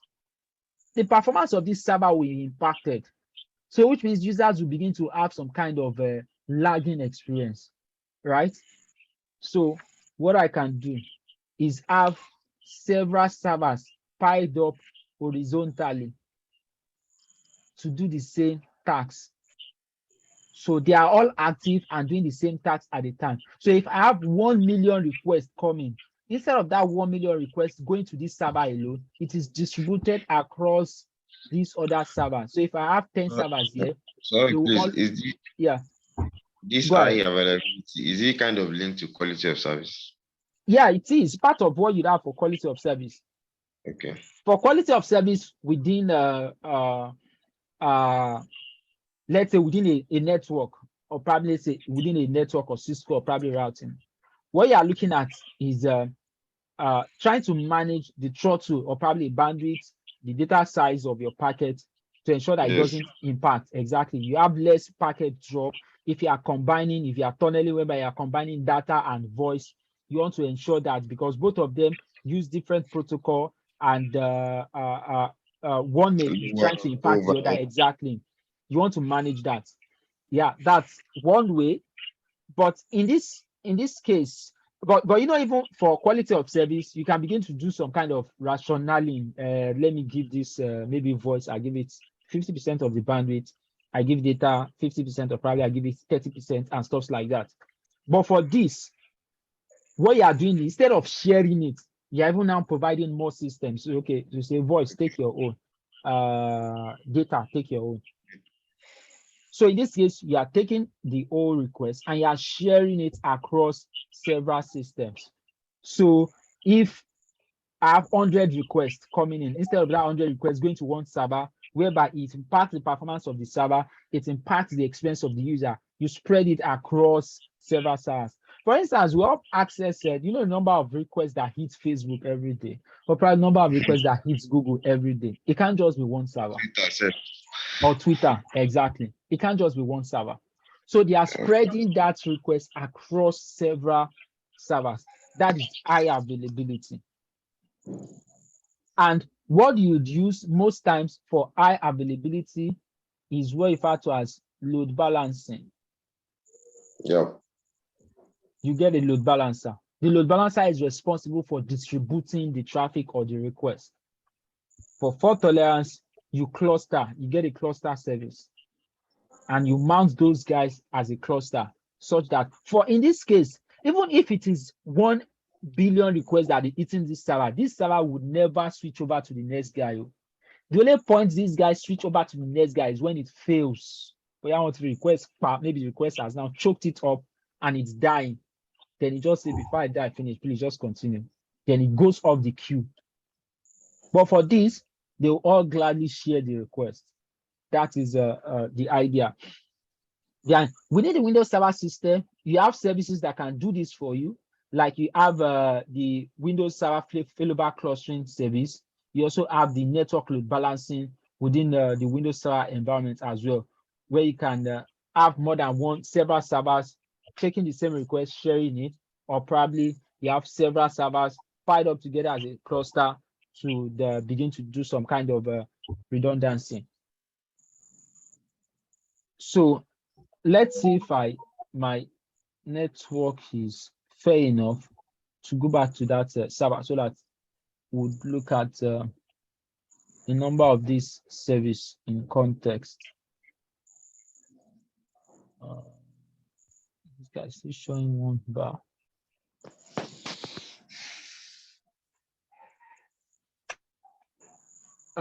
So this guy is still not too good. So what I would do is most likely I would record the session for this illustration separately. Maybe when the network is better, probably much later in the night, then I would post it. So would just go on with this discussion. The last part here is Powershell. Okay, I can do Powershell in my system here.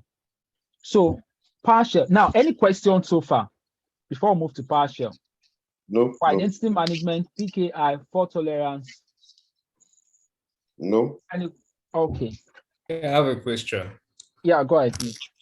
Okay, my question is that it's relating to that certificates that you displayed. Is there any reason why we have those information of those certificates public to everyone? Yes. So number one, those informations that are public on those certificates cannot in any way be used to compromise the certificate. Then number two, within the PKI system, certain information should be public. That's the way it is designed, especially the public key. The public key has to be public. And how do you communicate that public key? It is by the use of certificate. For instance, this is from the certificate that I know the public key of the GT Bank, what's it called, web server.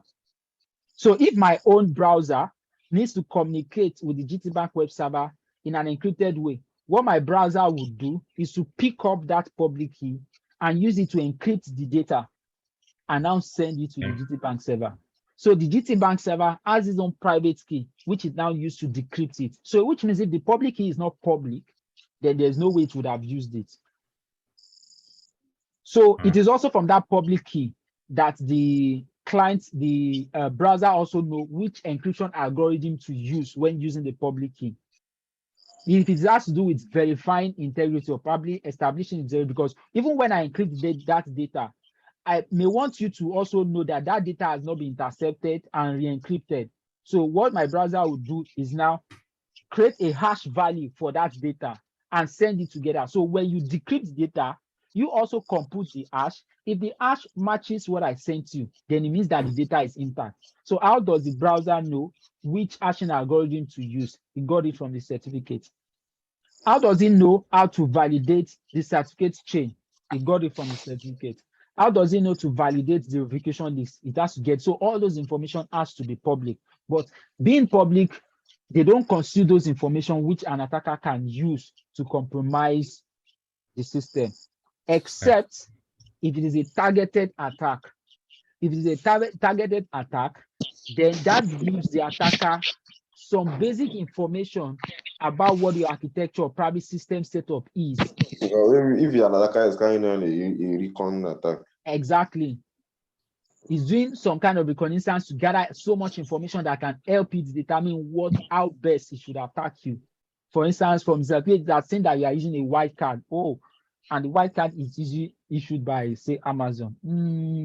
What about if I use some kind of social engineering to get somebody within the system that can share the certificate with me and the private key? Oh, will I be able to get that? Let me give it a try. Or no, that will be difficult. What about if I go and attack Amazon and attack their root CA, even though that person is just joking? Not like it's not possible, but you exactly. Even for an attacker who wants to attack, you would always do some kind of analysis. How much effort you want to put compared to what is the value of what your gain will be from the attack. So, but it doesn't basically doesn't constitute so much information that may be harmful to the owner of the certificate. All right. So, thanks. Coming to Powershell, before now, managing systems within Windows environments, especially when it has to do with making use of command, has always been DOS. Batch. A number of us, we know the MS-DOS, where you do some basic command. But I guess starting from that should be like Windows Server 28 or 28R2. Microsoft introduced PowerShell, and over time it also became part of their client operating system, where PowerShell is a more modern scripting interface for commands, and more modern considering the fact that it is well defined and also use the concept of object oriented, and it's more aligned towards being more or less like an intermediary between being a full-fledged programming language and also just being a scripting or probably command line interface, what's it called, too. And with time, they are beginning to push more of their management tools utility into PowerShell. And even over time, the Windows Server has, has developed into they removing some GUI tools to giving you just a PowerShell alternative. And for some of us that actually started with Windows Server, the idea was that you had, if you want to go within to the server administration, you had two options: either do Linux or probably you do Windows. But a large number of us ran away from Linux, that black screen. You would cram command and you get tired and stuff like that. But over time, it's becoming something that you can't shy away. Either you are doing Linux or probably you are doing Windows.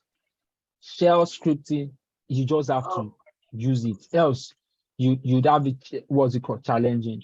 You'll be limited by you'll be limited by how fast or probably how agile you'll be in managing your systems. And also in some cases where they tell you that there's no GUI tool, then there's no GUI tool. You just have to go and get how to do your stuff.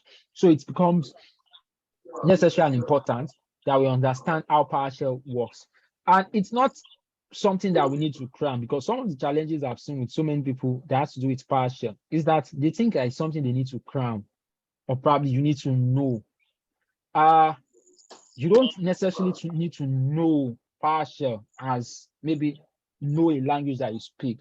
You just need to understand how PowerShell works and how to use it, because the knowing of it is something you can get at any point in time. If I need a command at any point in time, then I can always go and get it.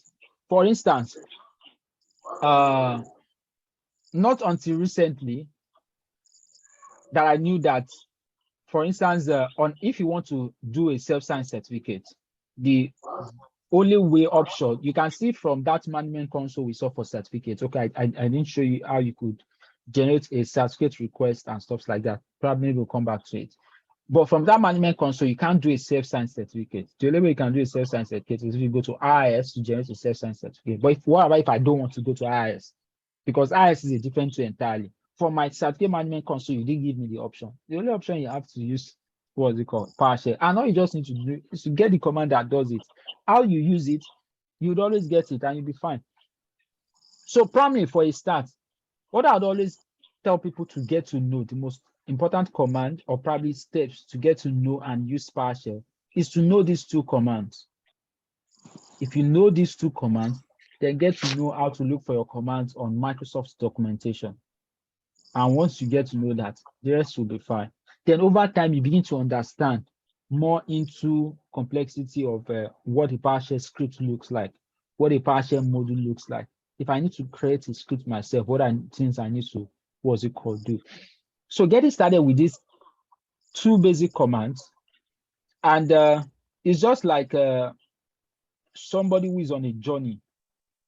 You are on a journey to, stop sharing this and share my share. You're on a journey to a land that you don't know, or maybe that you don't know their language as such. The most common thing you need to know is know how to ask for help and know what you want to ask for. If you're able to know that, then you'll be fine. So just a few seconds. Where's my console?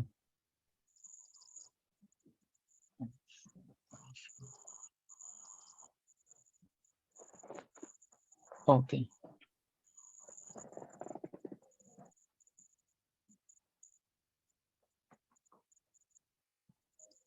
Can you see my screen?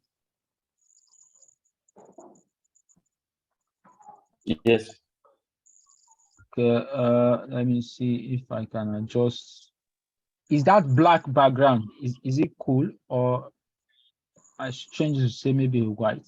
Are we okay with that black background?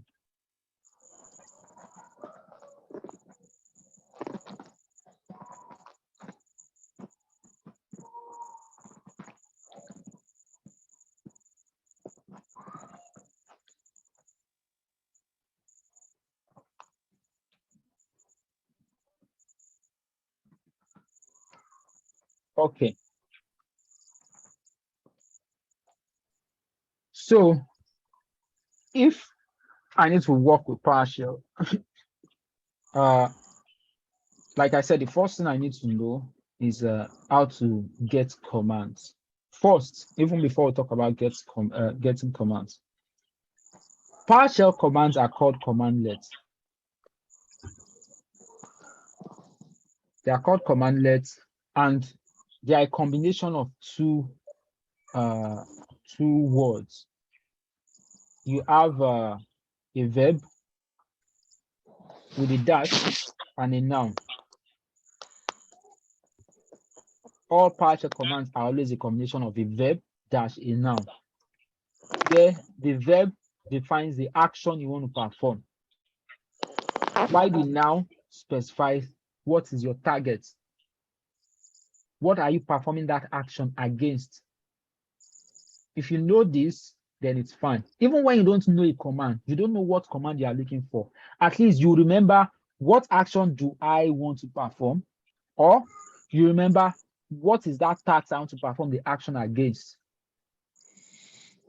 Then, if you know that, know this command itself, which is in itself a PowerShell commandlet, also taking the same format of a verb and a noun. Get is a verb. Now, command is a noun. And it's just, I want to get a command. But now I don't even know what command I want to get. Then, if I don't know what command I want to get, I could do get help. I could get help on how to use certain command. So let's take, for instance, I want to get information about this, my computer system. Within the DOS environment, if you want to get the name of a computer system without going to computer properties to get the name, anybody knows what command you use?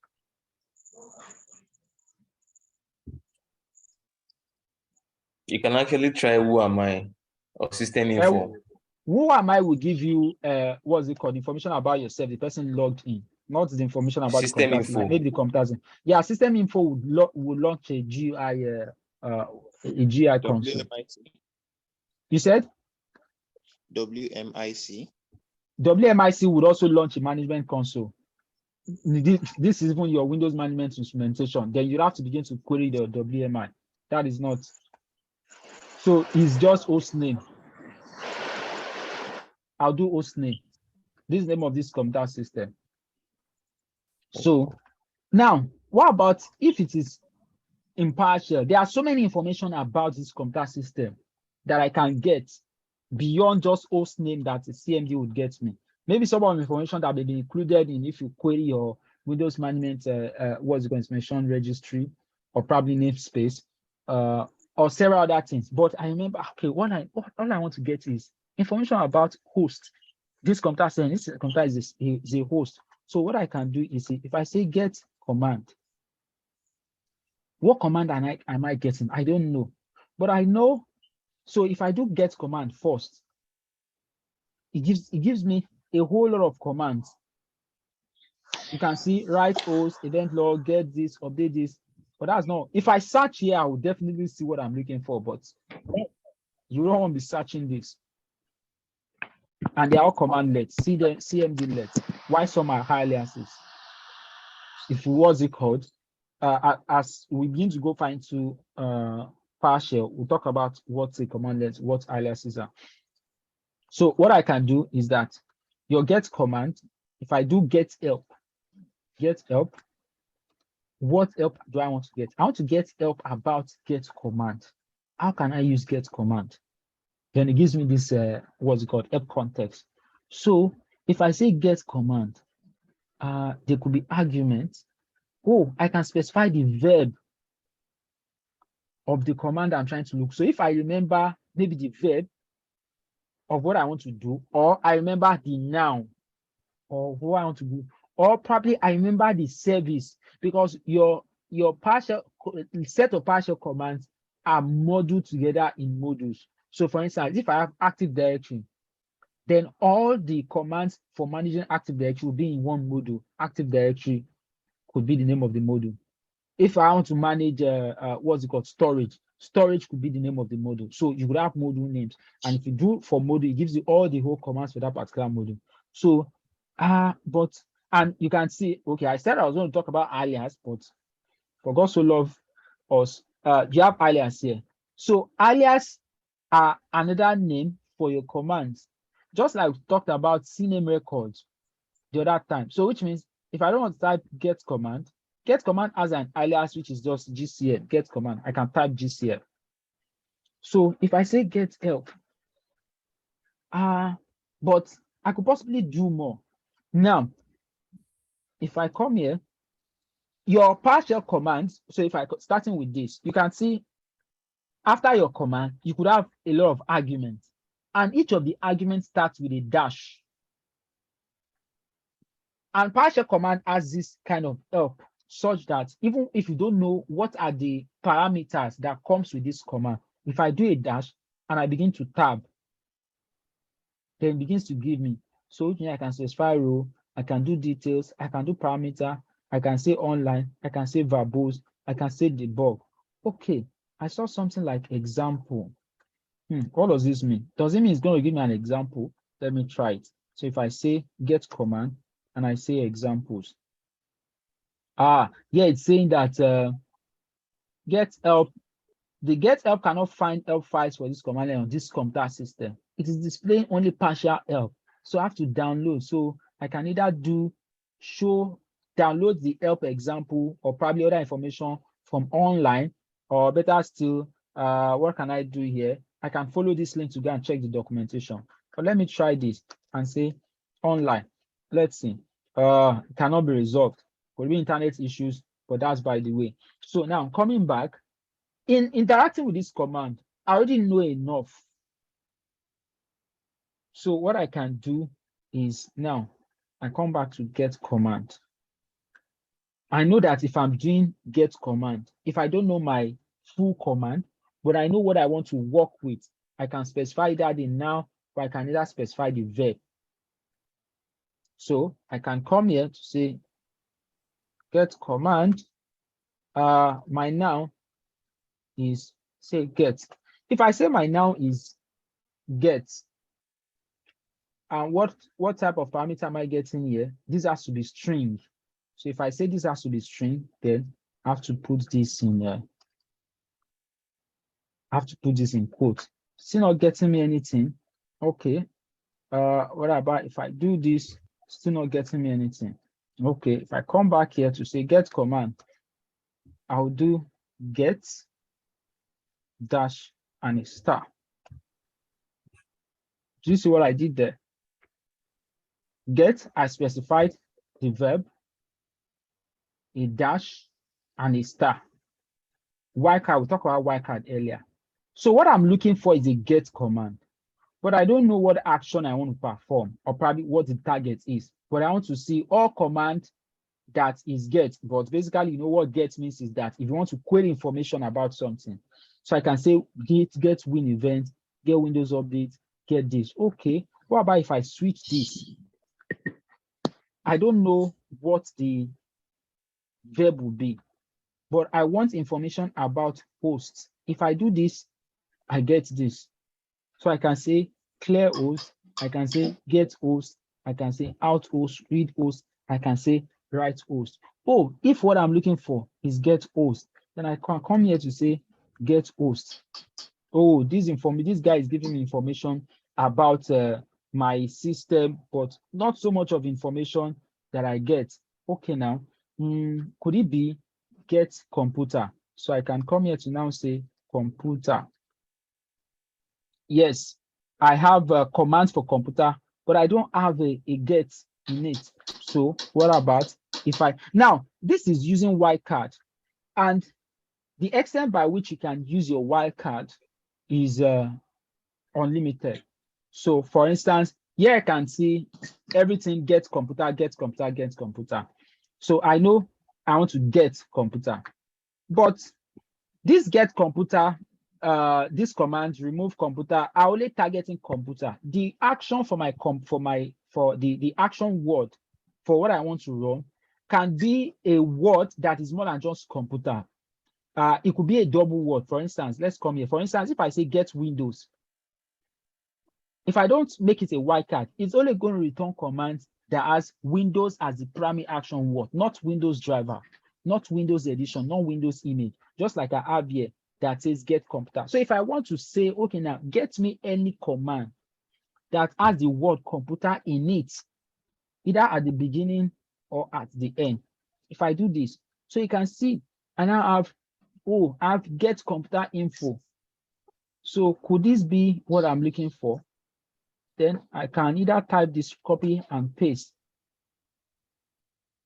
Then it gives me this, which is exactly what I'll see in my sysinfo, or probably what I'll see for my computer properties, or any other way I could get this. So it's telling me this is a client, this is a Windows Professional version 6.3. This is registered to this guy, and it's a Dell system and stuff like that. The name of the computer is Edge, it's an XPS computer, blah, blah, blah. I've gotten what I want. So simply put, working with PowerShell is not that difficult if we just know our way around getting these commands. Always remember, get help. And you can see this is even giving us examples. And like I said, your example file. So the get help command makes use of example files where you can even within this help information gives you example of some of those commands, or probably give you a link to the documentation. And that's why I said, as long as you know how to use the command, or probably even work with the documentation, if the help context is not downloading or probably not available locally in your system, you could just use that link to go and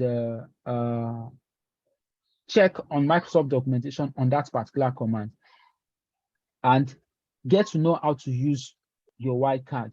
I can come back here to say, okay, now I want to manage services. Naturally, if I want to manage services, I'll have to go to my management console, look for services. What about if I come here to say get command and get me all commands that has service in its name?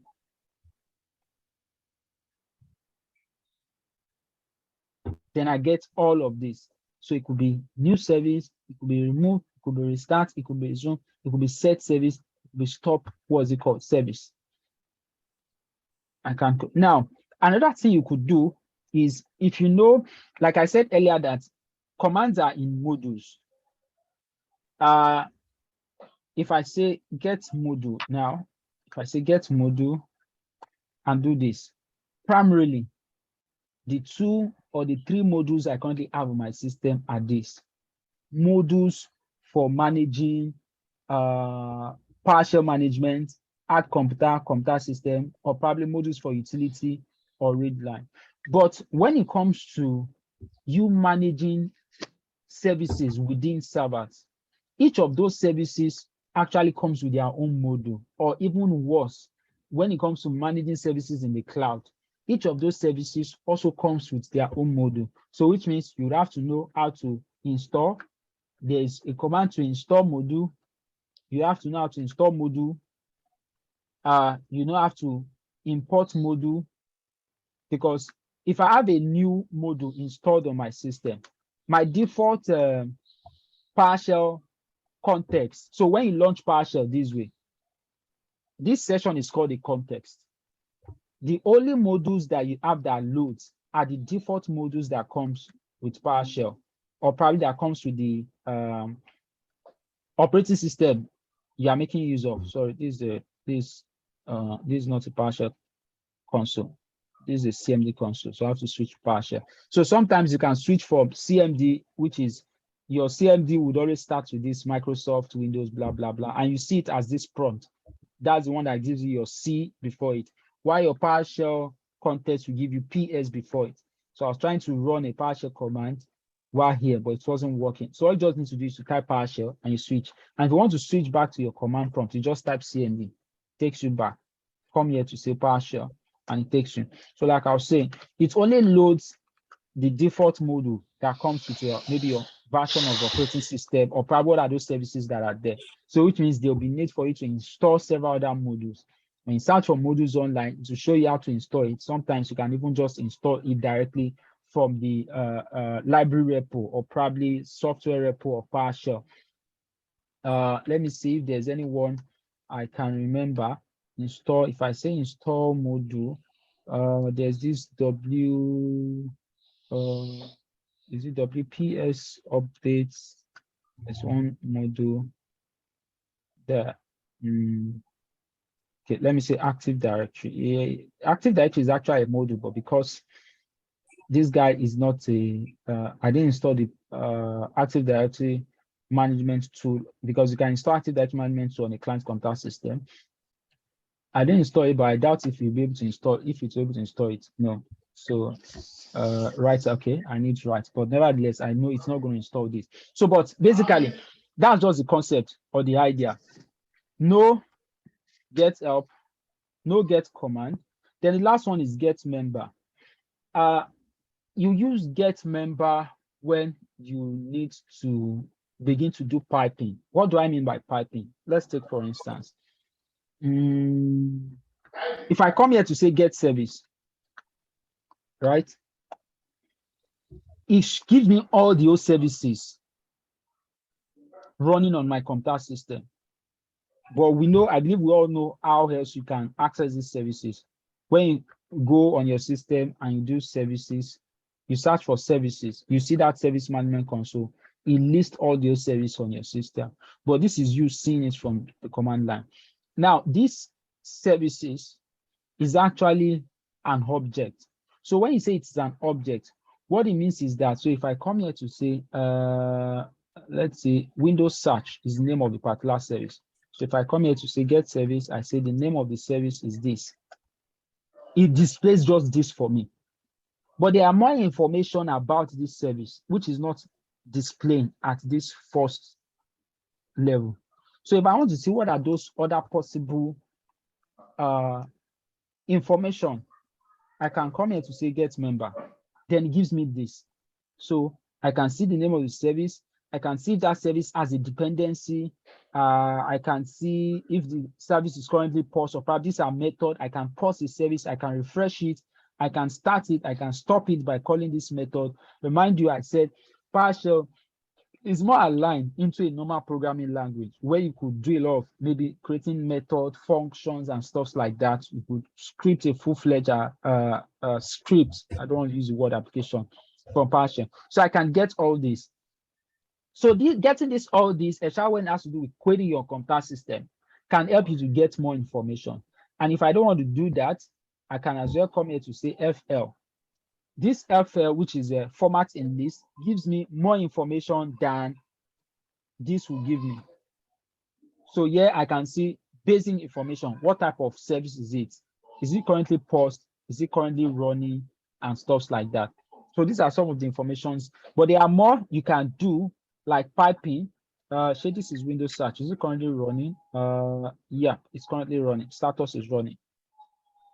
You have what referred to as piping as well. What piping means is that you could use the output of one command as the input of another command. Let's say, for instance, this service module has a stop service. But if I want to stop a service, I have to know what the name of the service is. I can either type the name of the service manually here, or if I have a command that has gotten the name of that particular service, I can use it as an input into my get service. For instance, if I come here to just say stop service,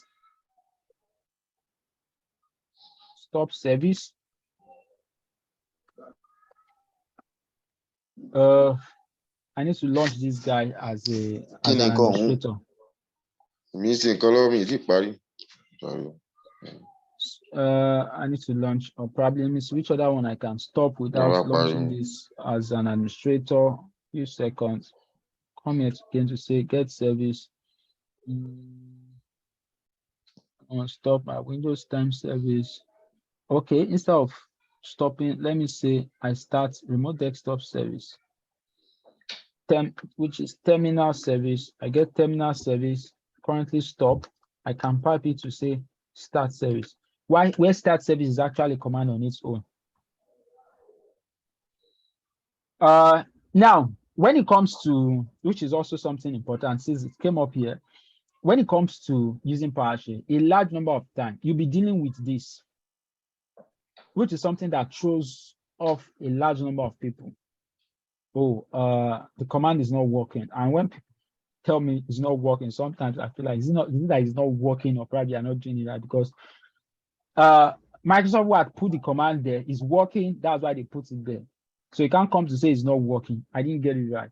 We should learn as much as possible to be observant and understand what these errors are saying. This one is saying cannot open term service on this computer system. One of the reasons why you may possibly not be able to do this is because you are not an administrator. Sometimes it's going to be obvious telling you that you require administrative privilege to do this. Sometimes it's not just going to be obvious, but you just need to know at the back of your mind that some command requires that you do stuff as an administrator. So if I come, let me close this and launch PowerShell as admin. PowerShell, okay, CMD. Does you right click, run as administrator? I'll say yes. So let me come back and share that screen that has admin. Yeah, share screen, administrator. Fine. So I'll go PowerShell. Okay. Increase the font size for this font. 24. Yeah. So if I come back here again to say get service, now I can't remember the name of that service I got earlier, but I know it has term in it. Maybe it's term service or perhaps terminal service. I don't know. And that thing you could do here is you could as well use wildcard. So I can see the service is term service. So if I say get term service, it gets me this. It's currently stopped. And I want to say start service using piping. I'll do this. You can see no error. Earlier, I got that error because I didn't launch my PowerShell console as administrator. So if I come back to say get term service that was stopped before is now running. So these are some of those at the early beginning things you'd get to know about using PowerShell. You could pipe, you could see the objects from a PowerShell result. You could get help, primarily get help. You could see the context by default. If you don't know what is the context, for instance, by default, I don't know what are the parameters that this command can get. I don't know it. The way I can know it is that I do get help. And it shows me what are those parameters. You can get name, which is a string. You can get computer, which is a string. String is anything you put in quotes as a text. You can get dependencies. What's it called? Dependency is actually parameter. These ones are arguments because you have to provide values. This one also is a parameter. This one is an argument. You could also use it this way. It could be the display name instead of the name of the service. It could be the display name. Here also, it could also be the computer name. Then it also has an alias. If I don't want to use get service, I could do GSV. Then the get help cannot find help. I can now choose to download to say update my help. So if I do update help now, it's going to download all these help context that it wants me to go and check online. Or I just take this link, I go and check it online where I see the documentation. Another way is, okay, if I don't want to get help, if I do get service and I do because of all parameters or probably arguments to start with this dash, I can begin to tab. And tabbing, that's why you don't need to remember all these, because even when you need to remember, sometimes typing them out, you could have what's it called, typo error. Then you run the command returns. So it has this auto, maybe search or probably auto complete context. Just begin to do your tab. And you get the required parameter or probably required argument that you are looking for. And provide the value. The value can either be in text or probably maybe just a normal value without putting it in quotes, and you're fine.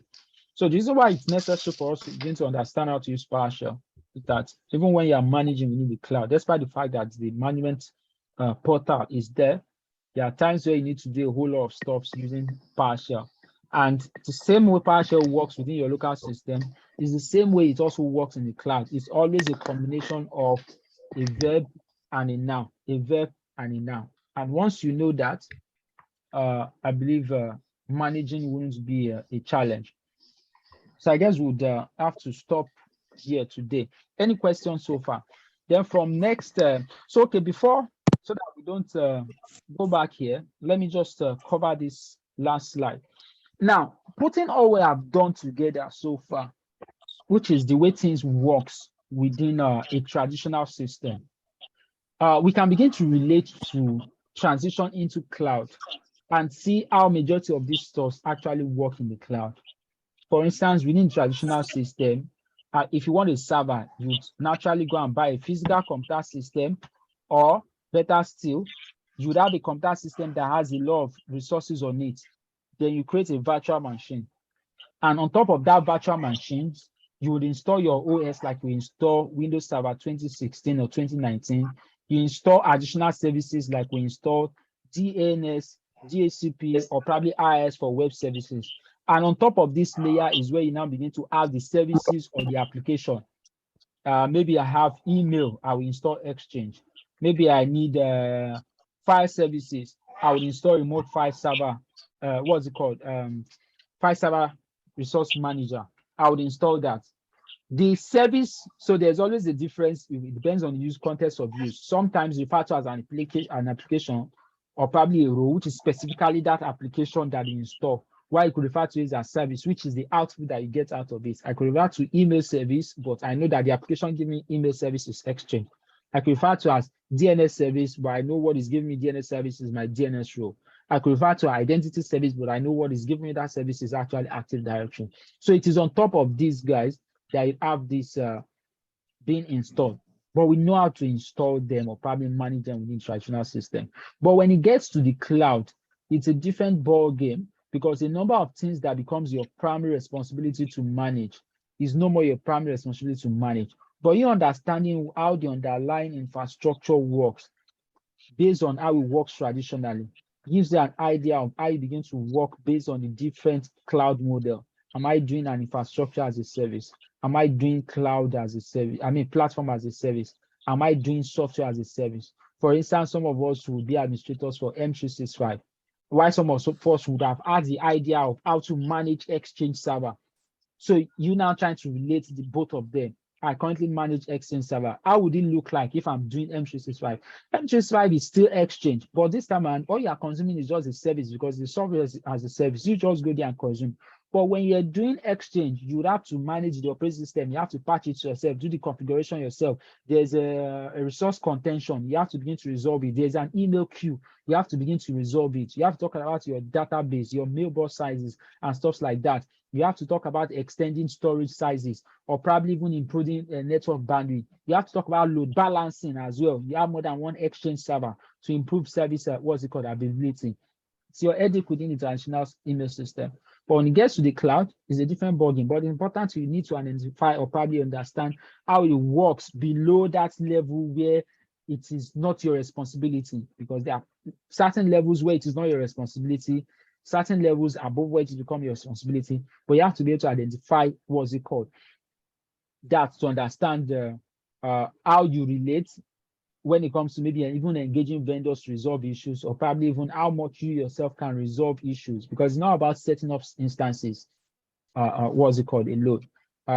If your primary responsibility is just to set up and manage, then you're fine. But in some cases, your responsibility goes beyond just setting up and managing. It becomes resolving, identifying issues, and also resolving issues beyond what even you can even escalate to the service provider. So we'll stop here today. I would do probably maybe today. I'll try today or probably tomorrow, because if I postpone it till next week, I may not be able to do it. I'll do the session to explore some of those services we needed to explore. High availability using network load balancer within the Windows server, failover clustering, Windows failover clustering service within the Windows server, and Active Directory also within the Windows server. And I'll share that through the Discord channel. Then also, I would expect us to also do the same as part of our activity. Set some of those stuffs up, see how it works within that particular environment. And primarily is actually to understand the concept. The nomenclature here may change. For instance, within here, you'll be talking about, especially when it comes to high availability, you'll be talking about you having servers within a pool. Within Azure, you'll be talking about compute sets differently. You'll be talking about maybe failover clustering here. In that case, it's also a different ballgame, because naturally, failover clustering is part of design. But how do you now even set up your services to take advantage of that? Maybe talk about you having a failover of service against different region and stuff like that. So next week, we get started talking about Azure generally. Any question? Question, query, concerns? Sorry, sir. I just want to ask. I don't know if it's relevant to this class, or maybe I should just wait to the Azure class. So, you were talking about PAS and IAS. I just want to understand, what difference does that actually mean? Okay. Like software as a service, platform as a service. I asked us to create a tenant on Azure, right? And probably maybe for the activity, the last activity I gave, you did it on that server, right? Yes. Okay. That server, you consuming that server, what you are doing is infrastructure as a service. And coming back to this diagram that I have here, infrastructure as a service is when you consume your service starting from this level. That means I use VMs, but I'm not responsible for the infrastructure that offers me the VM, like the physical server, the physical storage, the physical network. But I'm consuming, on top of it, I'm consuming this layer, which primarily is maybe storage, or it's a virtual machine, or maybe it's a network. What I'm doing there is infrastructure. As long as I'm still talking about infrastructure, your server, your storage, your network, as long as you are talking about services in that term, you are doing infrastructure as a service. But the physical infrastructure there, because it is virtualized, the physical infrastructure, which is the physical server, the physical storage, and stuff like that, is the responsibility of the cloud provider. You are doing infrastructure as a service. If you now go above, where you go and set up, let's say you want a Windows hosting, I don't know if we know how web hosting works. You just go there with your website and they give you a control panel through which you can place your website there. You don't have access to the virtual machine. You don't have access to IIS. They manage the OS and manage IIS for you, but they give you the platform. The platform is just the output of IIS to host your website. Then it becomes platform as a service. Okay. If you now go above that, where they even design the website or the web application for you, they host it for you, they manage the patching, the configuration for you. All you go there to do is just log in and use it. It is software as a service. Okay. So we'll still talk about that briefly next class. Okay, sir. Any other Thank you. question? No. From this one. Yeah. So sorry we couldn't bring up this guy today. My network just chose to misbehave. The connection to that server is disconnecting randomly. But much later in the day, I would have good connectivity. So I would just recreate some of those sessions with the explanation of things we need to know within that particular environment. Then I'll post it for us to access.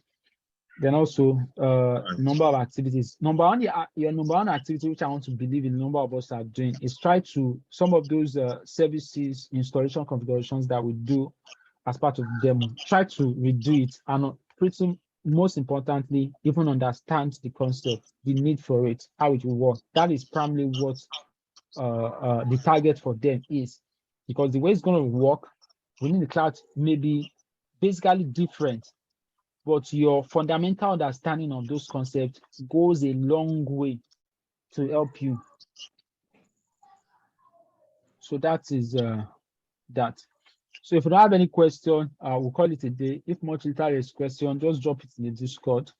Then also Discord is actually meant to drive conversation and help us to learn. Sometimes we learn unconsciously when we do some of these engagements or probably collaborative discussion. We learn unconsciously. You pick up a particular term or a particular concept and it sticks with you.